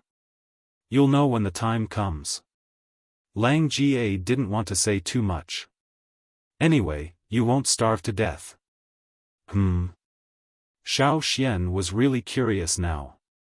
According to Lang Ga's words, it was not the kind of insects that appeared in the training ground, but something else? It's only once a year. Although it may be dangerous, you'll be fine as long as you're careful. Don't worry. Lang Jie clenched his fist and hammered Xiao Xian's shoulder to encourage him. Xiao Xian rubbed his shoulder and looked at the river in the rain. From time to time, river overlords would appear on the river surface in the distance. After observing those river overlords, Xiao Xian had some doubts. Those river overlords seemed to be heading in the same direction, which could be seen from the way they leaped. If it was an individual case, it would be fine. But all the river overlords that appeared on the water surface were all heading in the same direction. There was no exception. Is that the upstream or downstream of the river? Xiao Xian pointed at the direction where the river overlords leaped and asked Lang Ga, upstream or downstream? I don't know. I've never been there. It's too far. Lang Jie didn't care. For him, there was no difference between upstream and downstream of the river, so he didn't think too much about it. Xiao Xian looked in that direction, thinking about where it was and why those river overlords were heading in that direction. The river was big enough. If it wasn't fresh water, people would think that it was a sea at first glance. A sea? Could it be a river that flowed into the sea? Xiao Xian recalled the 2 hunting expeditions he went out with the hunting team, and speculated about the direction and terrain. He came to a conclusion that those river overlords were probably heading downstream of the river. If this river really flowed into the sea, then why would those river overlords swim towards the sea during the rainy season? Many fish would swim back and forth periodically due to reproduction, food, wintering, and many other factors. This was the so-called migratory characteristic. Then, were these river overlords also carrying out similar migratory behavior? Xiao Xian shook his head. Everything was just a guess. Even if he asked Lang Jie and the others, they wouldn't get the answer, because they didn't even know what a sea was. Whether those river overlords were swimming in a direction during the rainy season or not, Xiao Xian couldn't do anything about it now. However, when he went back later, Xiao Xian would record these phenomena in his notebook. Xiao Xian had already sorted out some animal skins suitable for recording things, including the pictures he saw in the cave. Xiao Xian had drawn them out from memory and stored them away. If the animal skins couldn't be kept for too long, he would copy them on stone slabs. Xiao Xian moved his eyes away from those giant beasts in the distance, and looked at the river bank for a while. Suddenly, he said, Lang Jie, do you think it's okay to build some fish fences here? Lang Jie was thinking about how much food they could get this rainy season, but Xiao Xian's words pulled him back to reality. He asked in confusion, fish fences? What's that? It's something made of wooden sticks and nets to catch fish. Xiao Xian roughly described it, and then continued, I'm thinking if we can use these fish fences to make a simple trap. Trap? Lang Ga's eyes suddenly lit up. It's actually very simple. Xiao Xian took out his stone knife and drew on the ground. Lang Jie, who also knew how to set traps, could infer what Xiao Xian meant when he saw what Xiao Xian said and connected it to the drawing on the ground. Patting his head, Lang Jie said regretfully, why didn't I think of this before? Xiao Xian wanted to make a simple fish fence-style trap. It wasn't difficult, and it didn't require any more sophisticated settings. Like setting a fish fence, it was just a fence made of wood or stone pillars. The fish fences would roll inwards like mosquito coils, but some were round inwards, and some were square inwards. Xiao Xian wanted to see the differences. The only opening of this kind of simple fish fence-style trap was facing the river. Or he could use the fish fences to make a pocket, like the letter omega, omega. Unlike the former, this kind of trap had its back facing the river, so when the tide went down, the fish swimming in would be trapped inside. Unless the fish swimming in were very intelligent, they could generally be trapped. Xiaoxian had tried it in his previous life.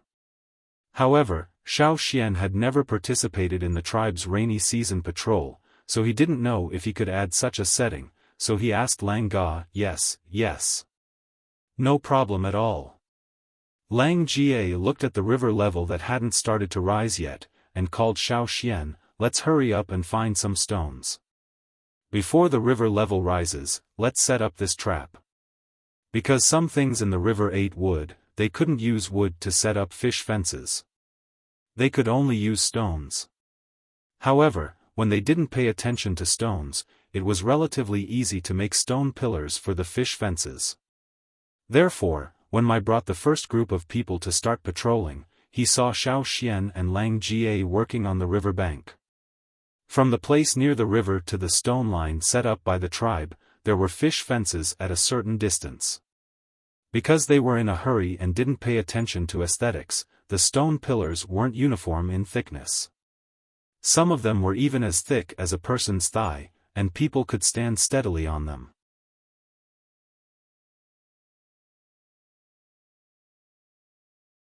Chapter 91. What are you doing? Is this a trap? Mai came over and asked. When the river rises, we can stand on it. The person standing next to Mai laughed. They didn't know why Xiaoxian and Lang Jie were doing this, but they all knew that Lang Jie was interested in setting traps. Although most of the time he only set traps like ground bows, he would also set some other traps. Lang Jie told the others about his and Xiaoxian's idea, and they were all very curious. As for the fish fences here, it was not a problem for them, but also convenient for them. When the river rose, they could even jump on them. You should go back. We'll patrol tonight. Lang Jie, you bring some people here early tomorrow. Mai said. Okay, we'll go back as soon as we finish the last one. I didn't notice it just now, but now I realize that I'm really hungry. Lang Jie touched his belly and looked at his work, very satisfied.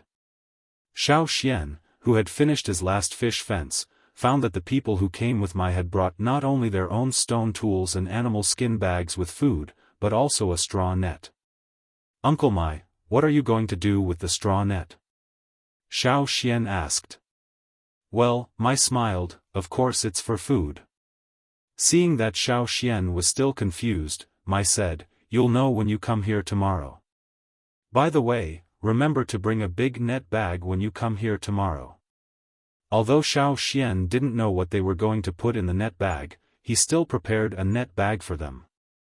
The next day, Xiaoxian brought Caesar and Cha-Cha to Old Ke's place early in the morning, and then went to the patrol area. When Xiaoxian arrived, Lang Jie and the other patrolmen were already there. What surprised Xiaoxian was that Mai and the others' straw nets were filled with watermelon-sized snails. Not only that, but they could also see that near the river bank, sharp horns that were gradually growing in size appeared on the surface of the river. Those were all conches, and they were all moving towards the river bank. Although it didn't seem like a lot now, if they continued like this, everyone would be able to get a lot by the time the patrol ended.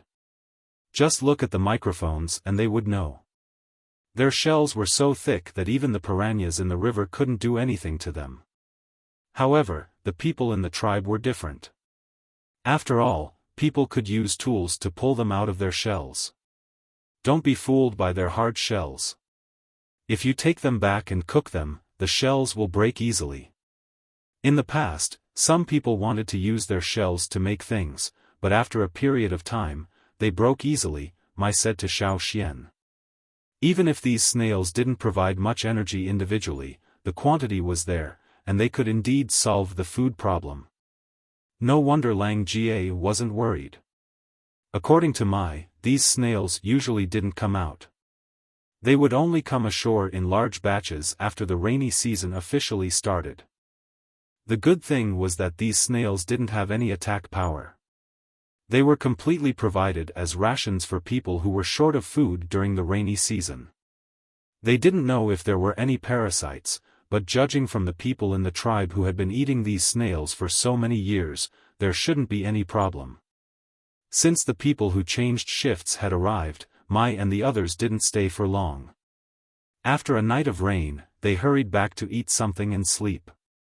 After a good rest, they would come back to continue the patrol. You guys stay here first. If you find something abnormal that you can't deal with, blow the whistle immediately. Do you hear me? Mai said to Lang Jie and the others. Got it. It's not the first time we patrol in the rainy season. I've already told Xian. I'll take care of him. Don't worry. Lang Jie waved to Mai, and then immediately rushed over to check the fish fences made yesterday. The rain didn't stop. At most, it would only rain a little. The river level had risen a lot compared to yesterday. Yesterday, more than half of the fish fences closest to the river were already submerged in the water. At this level, no fish would get in. It was still early, and they didn't find anything abnormal on the river. Xiaofan picked up the snails with the others.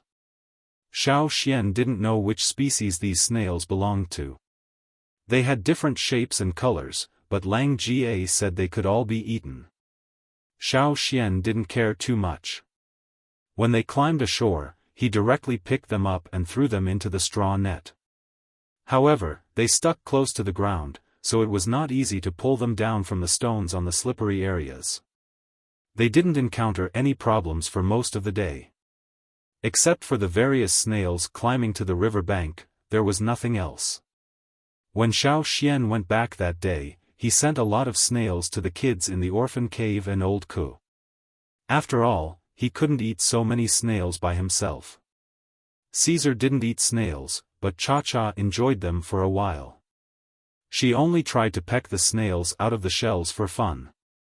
On the third day of Xiaoxian's patrol, the river level had completely surpassed the first fish fence. The first fish fence was not big, only 2 meters in diameter. At that time, they thought it was too small, so they didn't tear it down and rebuild it. Instead, they made the second fish fence much bigger. Therefore, when the river level surpassed the first fish fence, the second fish fence, which was almost parallel to the first one, was only partly submerged in the water. What do you think? Lang Jie picked up the snails and threw them into the straw net, and shouted to Xiaofan. Xiaofan stood by the first fish fence and looked inside carefully. There were no fish. Other than that, there were no piranhas with big heads and mouths full of sharp teeth. There were no other fishes around, as if they had all disappeared. When the water level was rising, there was not even a single fish to be seen. So, the fish fences were all for nothing? No, he could wait and see what else was in the river besides the fishes. Just keep them. Xiaofan looked at the fish fences under his feet, and decided to leave them here for the time being. He would remove them when the water level went down. Anyway, they wouldn't interfere with the patrol. Nothing. Xiaofan answered. When he got up and was about to go to the bank, Xiaofan suddenly felt a chill sweep over him. Danger! Just when he was about to jump away from the fish fences and run to the bank, he heard Lang Ga's hurried shout. Don't move! Don't move! To move, or not to move? These two thoughts flashed through Xiaoxian's mind in an instant. In the end, Xiaoxian decided to follow Lang Ga's words and stay there. Although he didn't move, the muscles all over his body were ready to move. Once something happened, he would move to the next step. His hand had already touched the stone knife. On the other side, Lang Jie didn't have time to pick up the snails anymore. He ran over with the others, and when he ran, he threw the snails in his hand into the water 30 meters away from Xiaoxian. Xiaoxian could hear the snails falling into the river, but the needle-like gaze was still there. Xiaofan was frozen in place, maintaining his previous posture, not moving an inch. If he looked up, he would be able to see the source of the cold gaze. But at this moment, Xiaofan held back, and his eyes didn't wander. Not far away from Xiaofan, a triangular head appeared on the surface of the water. There were 2 round eyes on the head. At this moment, a soft sound came from the water in front of him. It wasn't obvious in the rain, but Xiaofan heard it clearly. Gua! Xiaofan, fuck! He finally knew why Lang Jie told him not to move.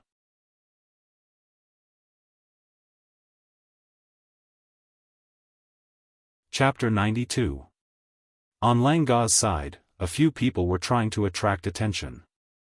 Xiaofan felt the gaze in front of him stare at him for about 2 minutes before moving away. "Xian, run!" Lang Jie shouted from the side. There was no need for Lang Jie to shout. Xiaofan had already sensed that the other party had moved away from him. His legs gathered strength in an instant, and his bent knees shot out. Crack! The stone pillar under his feet suddenly cracked, and Xiaofan's body shot out like an arrow. The moment Xiaofan left the stone pillar, he caught a glimpse of a long shadow shooting out and then retreating quickly from the corner of his eye. If Xiaofan had been a little slower, he might have been swept by that long shadow. Xiaofan knew what that long shadow was. If he was touched by it, he would be directly dragged into the water. At the same time, Lang Jie and the others had already thrown the spears in their hands at the creature in the water.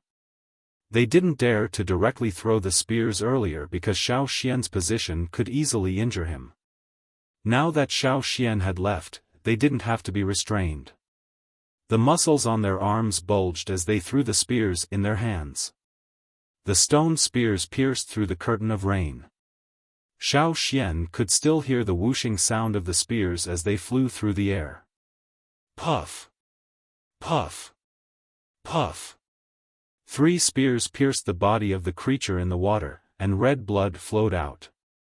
If the piranhas were here, they would have followed the smell and come over to snatch it. But now, other than the struggling of the creature that had been shot, there was nothing else. Whooshing! Another 2 spears were thrown. Long straw ropes were tied to the spears. Obviously, they were used to drag the prey that had just been shot to the shore. As the people on the shore retracted the straw ropes, Xiaofan finally saw the figure of the creature. It was a little different from what he had imagined. The creature that had been dragged to the shore did indeed look like a frog, but what was more obvious was that it had a long tail behind it. A tadpole? A tadpole that had not yet developed into a frog but had grown both front and rear limbs? Xiaofan didn't expect to see something like this when he heard the screams just now. The long-tailed frog that was shot was still struggling, but its struggle was a little weaker than before. Its forelimbs and back legs were kicking, leaving marks on the riverbank. After the long-tailed frog was stabbed a few more times and stopped struggling, Xiaofan took a closer look. In addition to its long tail, its limbs were webbed instead of toes. Opening its mouth, there were some sharp teeth in its mouth. Other than that, it looked exactly like a fully transformed frog. Not only that, but the size of this long-tailed frog also made Xiaofan speechless. Not counting its long tail, its body length was already more than 5 meters long. No wonder Lang Jie and the others were so nervous. It was Xiaofan's first time seeing such a big frog with fangs and a long tail. I was almost scared to death just now. Seeing that Xiaofan was safe and sound, Lang Jie let out a long sigh of relief. Then, he warned Xiaofan, "This thing came out. You have to be careful from now on. It's best not to go to the fish fence for the next few days." Whether or not they could catch fish was a small matter. Their safety was the most important thing. Lang Jie still had a lingering fear. He didn't expect the thing in the water to come out so soon.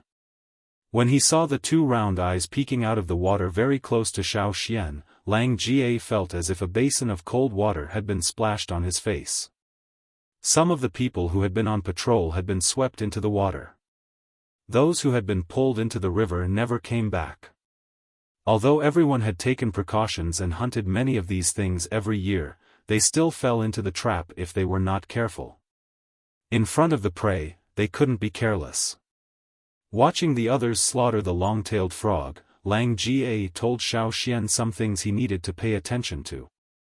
He also told Xiaoxian about some previous tragedies, in order to attract Xiaoxian's attention. As for this thing, it's not bad to eat. We can still hunt some now, but in 2 days, it will be difficult to do so, Lang Jie said.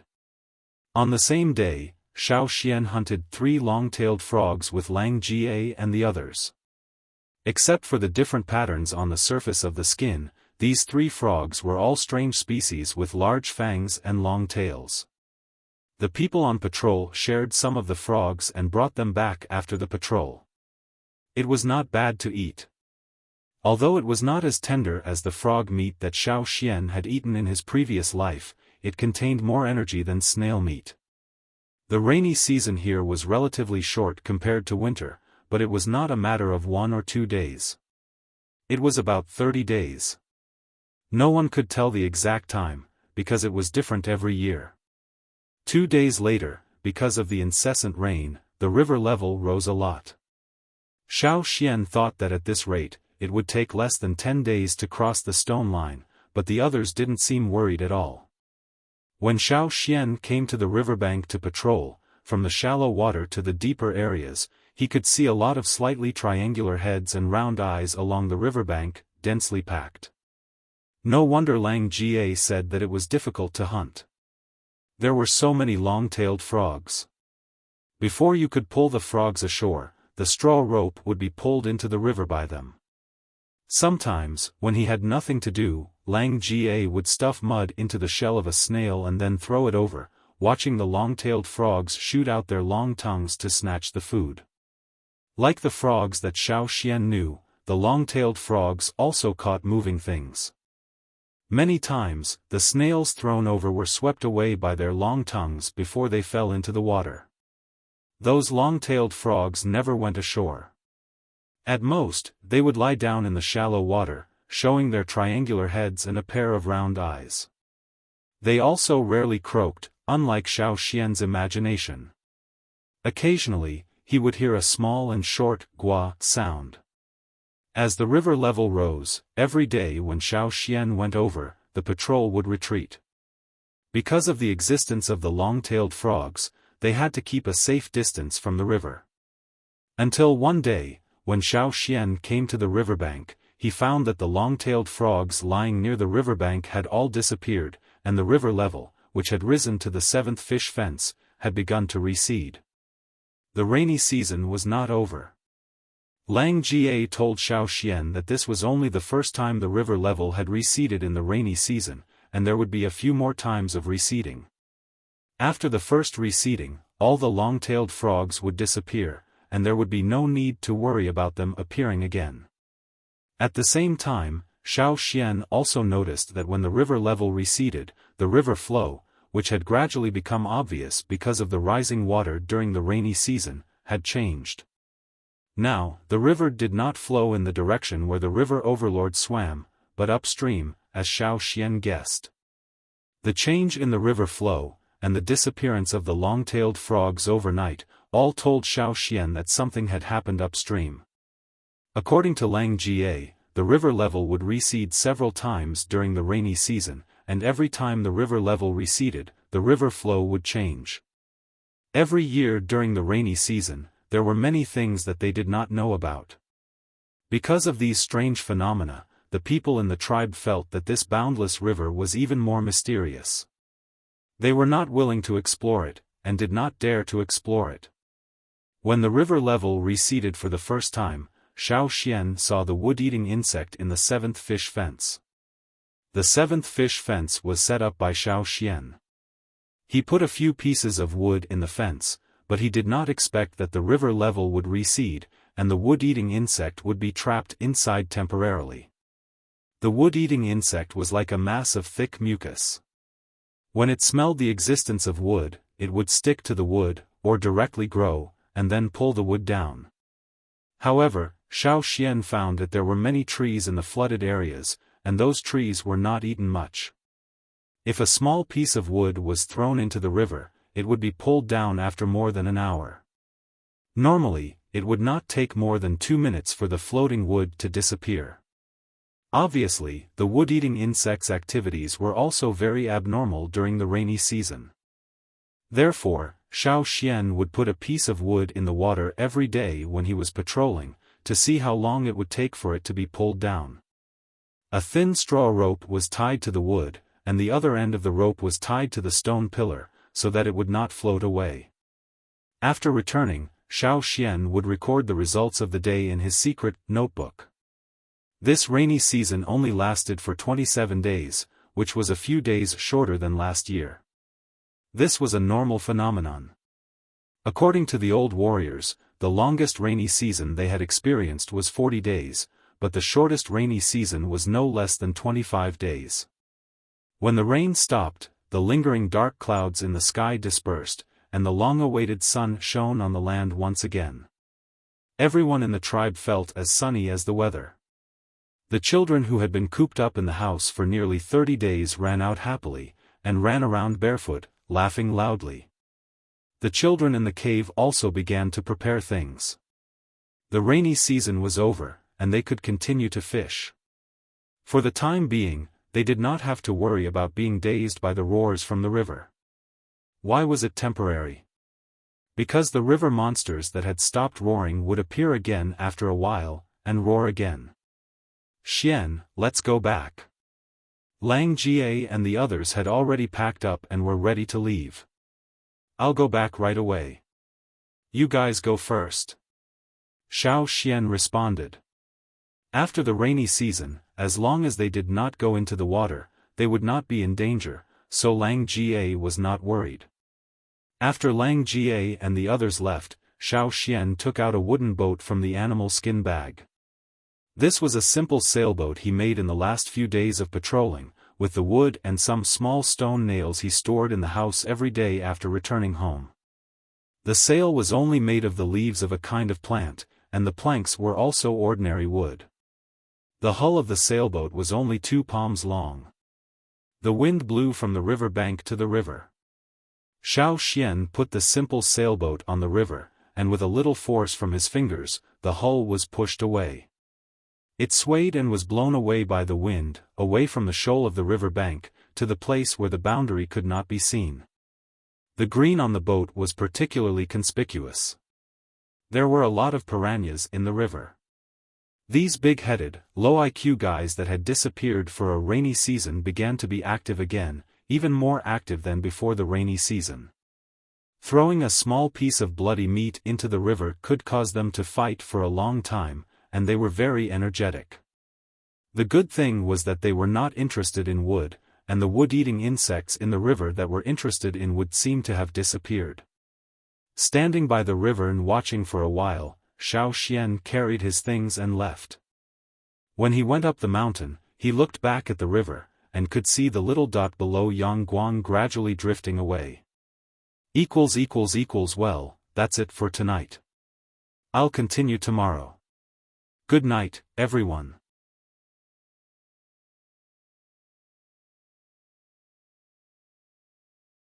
Chapter 93.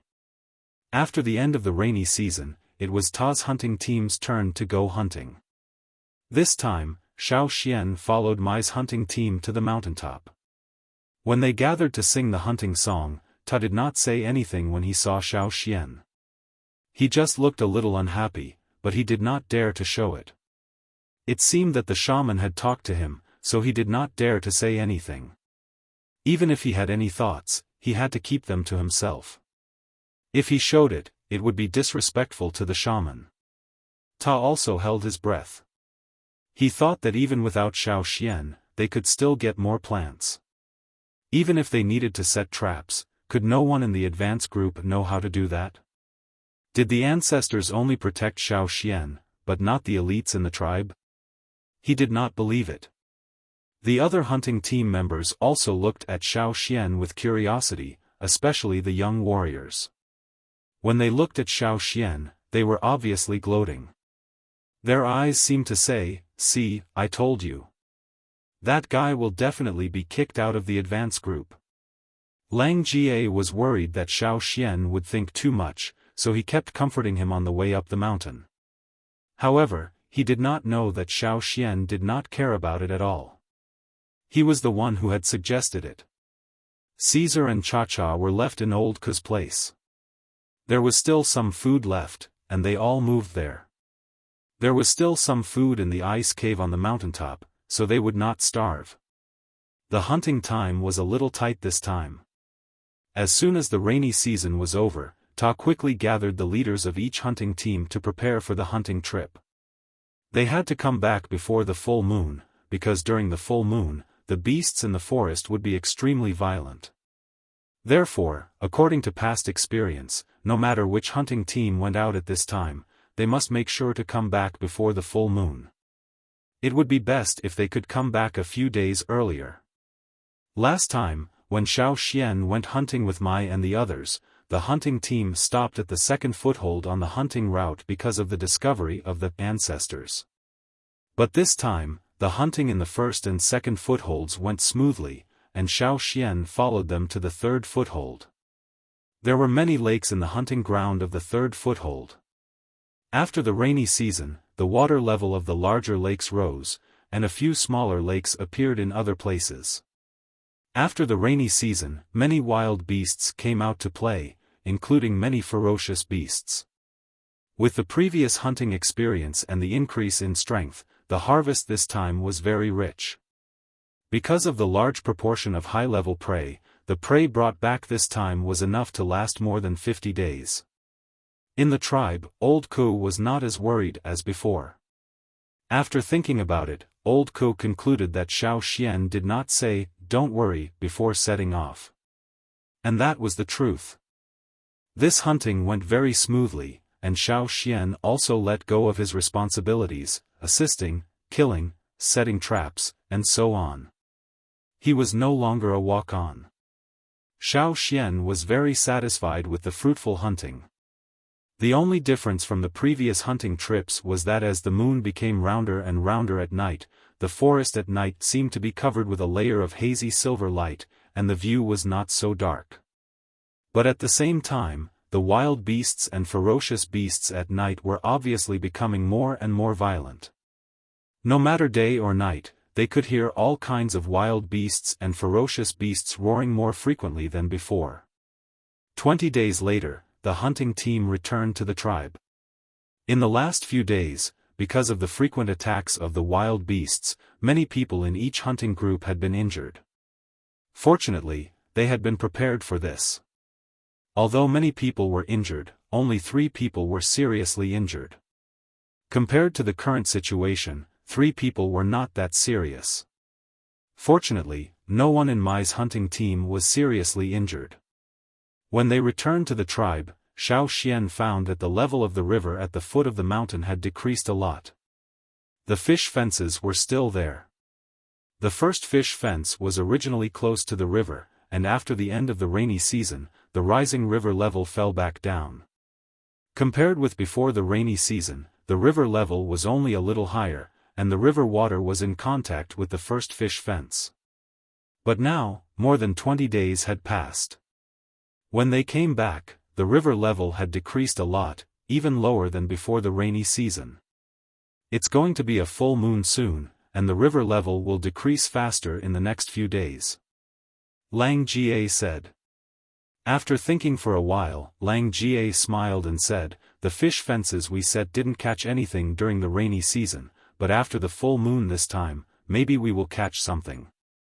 The strange thing about this world was that the 2 moons in the night sky were only full once a year. At that time, the 2 moons in the night sky would meet, overlap, and then separate again, moving in different directions. The night of the full moon was the time when the 2 moons overlapped. At this time last year, Xiaoxian, like the other children, spent most of his time in the cave. He didn't get close to the river, so naturally, he didn't see the ebb and flow of the river. This year, there were more people fishing, but when the river level decreased, they were still not allowed to touch the water. Those who were supposed to stay in the cave continued to stay in the cave. After collecting the game, Xiaofan led Caesar and Cha-Cha back. They have been a little restless recently. You should pay attention to them. Old Ku said. Xiaofan saw the pile of bones next to him. The long bones were bitten into small pieces, and Caesar didn't eat them, so he just threw them there. There were many scratches on the ground made by the wolf's claws. As for Cha-Cha, she was very active before. She wanted to peck at everything she saw. She even used her claws to scratch and Cha-Cha. But recently, she became very quiet and motionless. If she wasn't sleeping, she was just squatting in her nest and didn't go anywhere. After Xiaofan returned to the wooden house, he looked at the energetic Caesar and the unusually quiet Cha-Cha. After thinking for a while, he took out his knife and decided to make something. During this hunting trip, the leaves of a tree reminded Xiaofan of a small toy. Boomerang, also known as a boomerang, was something that Xiaofan used to play with when he was a child. It could be made with paper, but in the tribe, it was better to use wood. Xiaofan made a V-shaped boomerang. After becoming proficient in making stone and wood, it wasn't difficult to make a boomerang like this. He was very familiar with it. In less than an hour, Xiaofan walked out of the door with the finished product. Caesar, come out. Xiaofan called out the wolf that was wandering around the house. He patted the wolf's head with the boomerang in his hand and said, I'll throw it out. You pick it up. When he trained Caesar in the past, Xiaofan would sometimes throw out a branch or a bone for Caesar to pick up. So, Caesar was familiar with this. Seeing Caesar's eyes on the boomerang in his hand, Xiaofan knew that he was ready. He threw the boomerang in his hand. The boomerang that was thrown out quickly flew away. But soon, it flew in an arc to the left. After a big circle, it flew back to Xiaofan. Caesar, who had been chasing after the boomerang, was very puzzled. He didn't understand why the boomerang would come back by itself. When Xiaofan threw it out again, he ran after it again. What? Tuo and Kiki, who came to find Xiaofan, were very surprised to see a piece of wood thrown out by Xiaofan. The piece of wood made a big circle in the air and came back to Xiaofan. What is this? Tuo came over and asked curiously. They had gained a lot in this hunting trip. Compared to their previous hunting trips, the quantity was still considerable. But in terms of quality, it was not as good as the green thief and the wind ball. Even though some people in the team had set up traps outside at night, they still didn't gain anything. Some of the traps were even destroyed by unknown forces. He came to find Xiaofan to ask if Xiaofan wanted to join the advance group again. Unexpectedly, he saw such a novel thing as soon as he arrived. This is a boomerang. Xiaofan said. Can I have a try? Tuo was itching to try. Sure.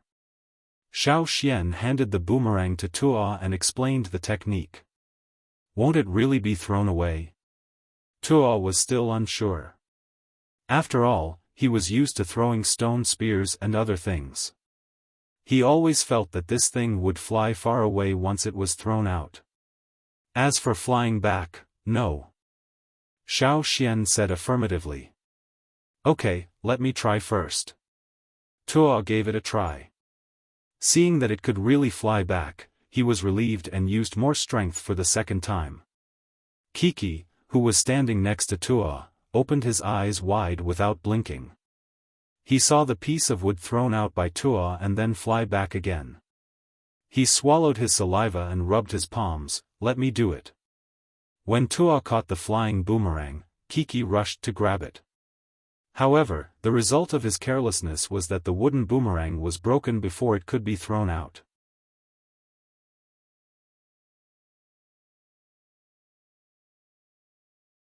Chapter 94. Kiki was beaten up by Tuo and dragged away.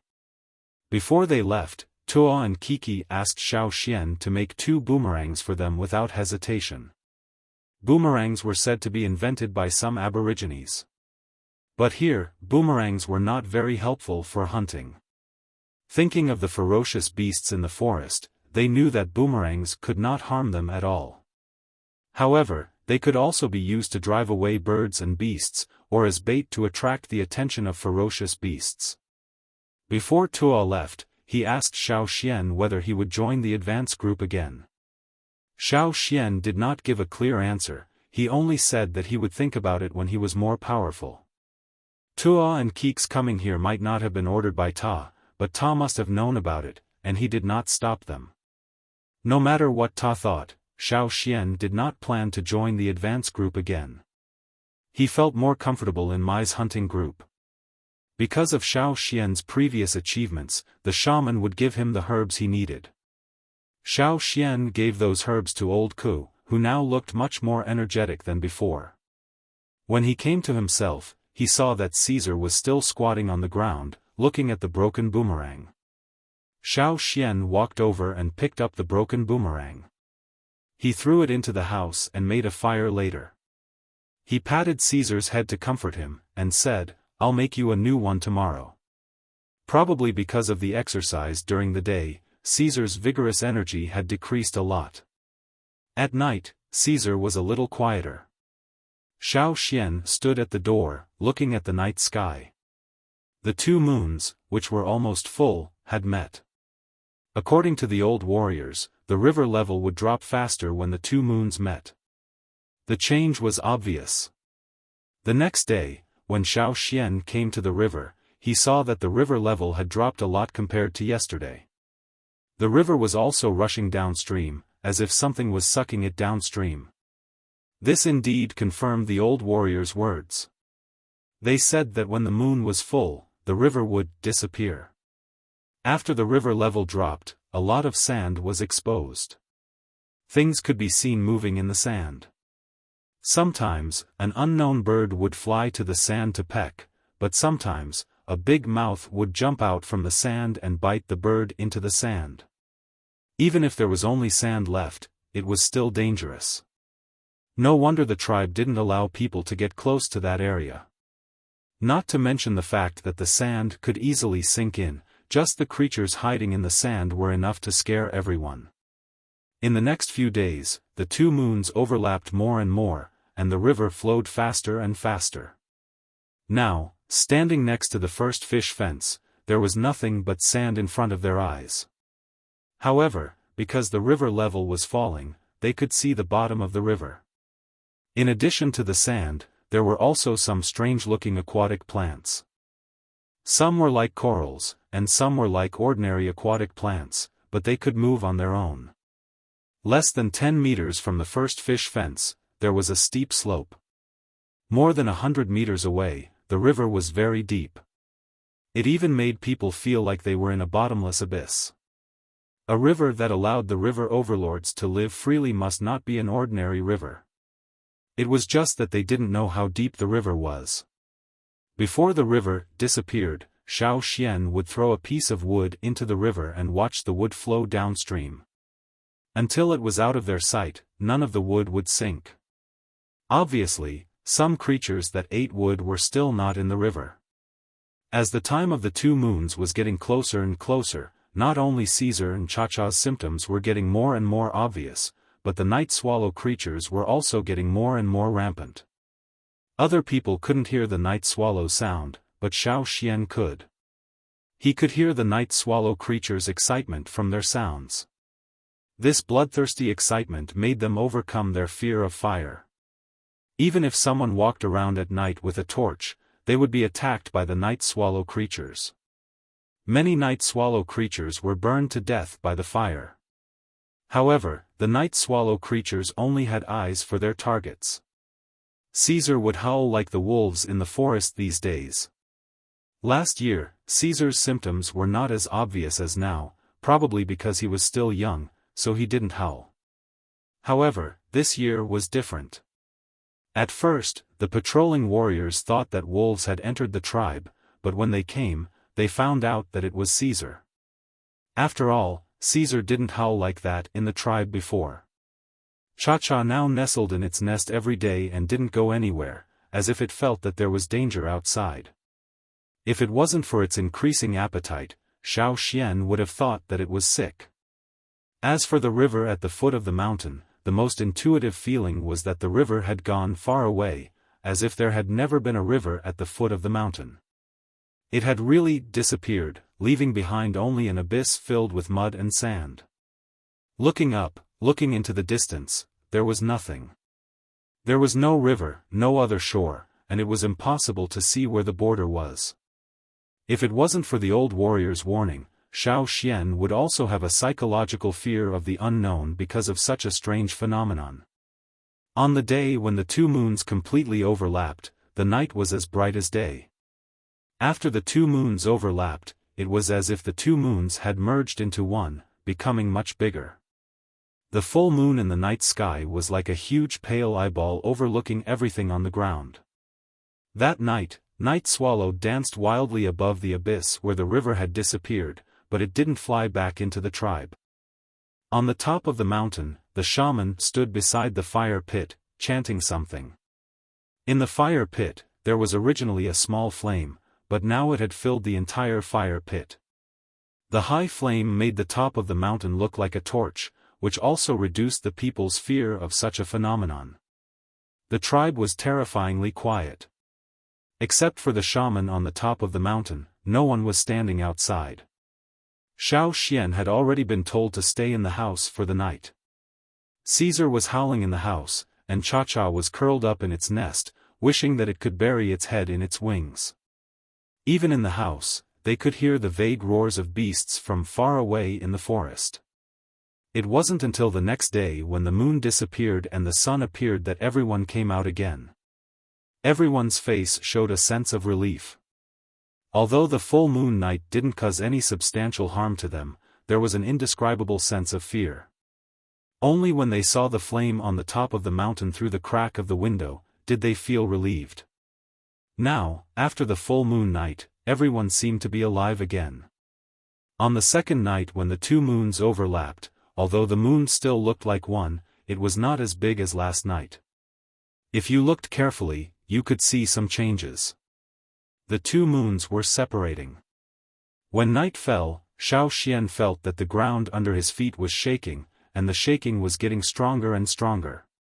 He had already learned more from old Ku, so he wasn't worried. He remembered that at this time last year in the cave, he thought there would be an earthquake. When he ran out of the cave, he was thrown back into the cave and laughed at by the other children. In the second half of the night, Xiaofan was awakened by the shaking of the ground again. At the same time, there was a rumbling sound, like thousands of horses galloping. Just by listening to the sound, one could feel the momentum. The humidity in the air was increasing, and there was more and more water vapor. The wind was blowing fiercely outside the house. The gravel was lifted up and hit the wooden wall with a crackling sound. Xiaofan even suspected that the wall of the wooden house would be penetrated by the gravel. The rumbling sound was getting louder and louder. The rumbling sound was accompanied by the violent shaking of the ground under his feet, and the humid water vapor in the air. Obviously, just as the old warriors said, the falling river that disappeared was rising again. A moment later. Woo! The ear-piercing shriek was extremely clear amidst the rumbling of the surroundings. After the shriek that sounded like a steam whistle, it was followed by the familiar muffled sound of thunder that covered the previous rumbling. It was like the declaration of a king, and all noise was under his command.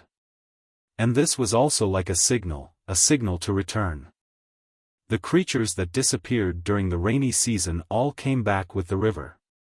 The rumbling sound gradually faded away, but the voices of the kings of the river were heard all night. It was believed that this night, many people in the tribe couldn't sleep, just like Xiaofan. You're tuning into the Xiaofan's Wuxia Tales YouTube channel. Don't forget to subscribe and join us on this journey to catch the most captivating stories.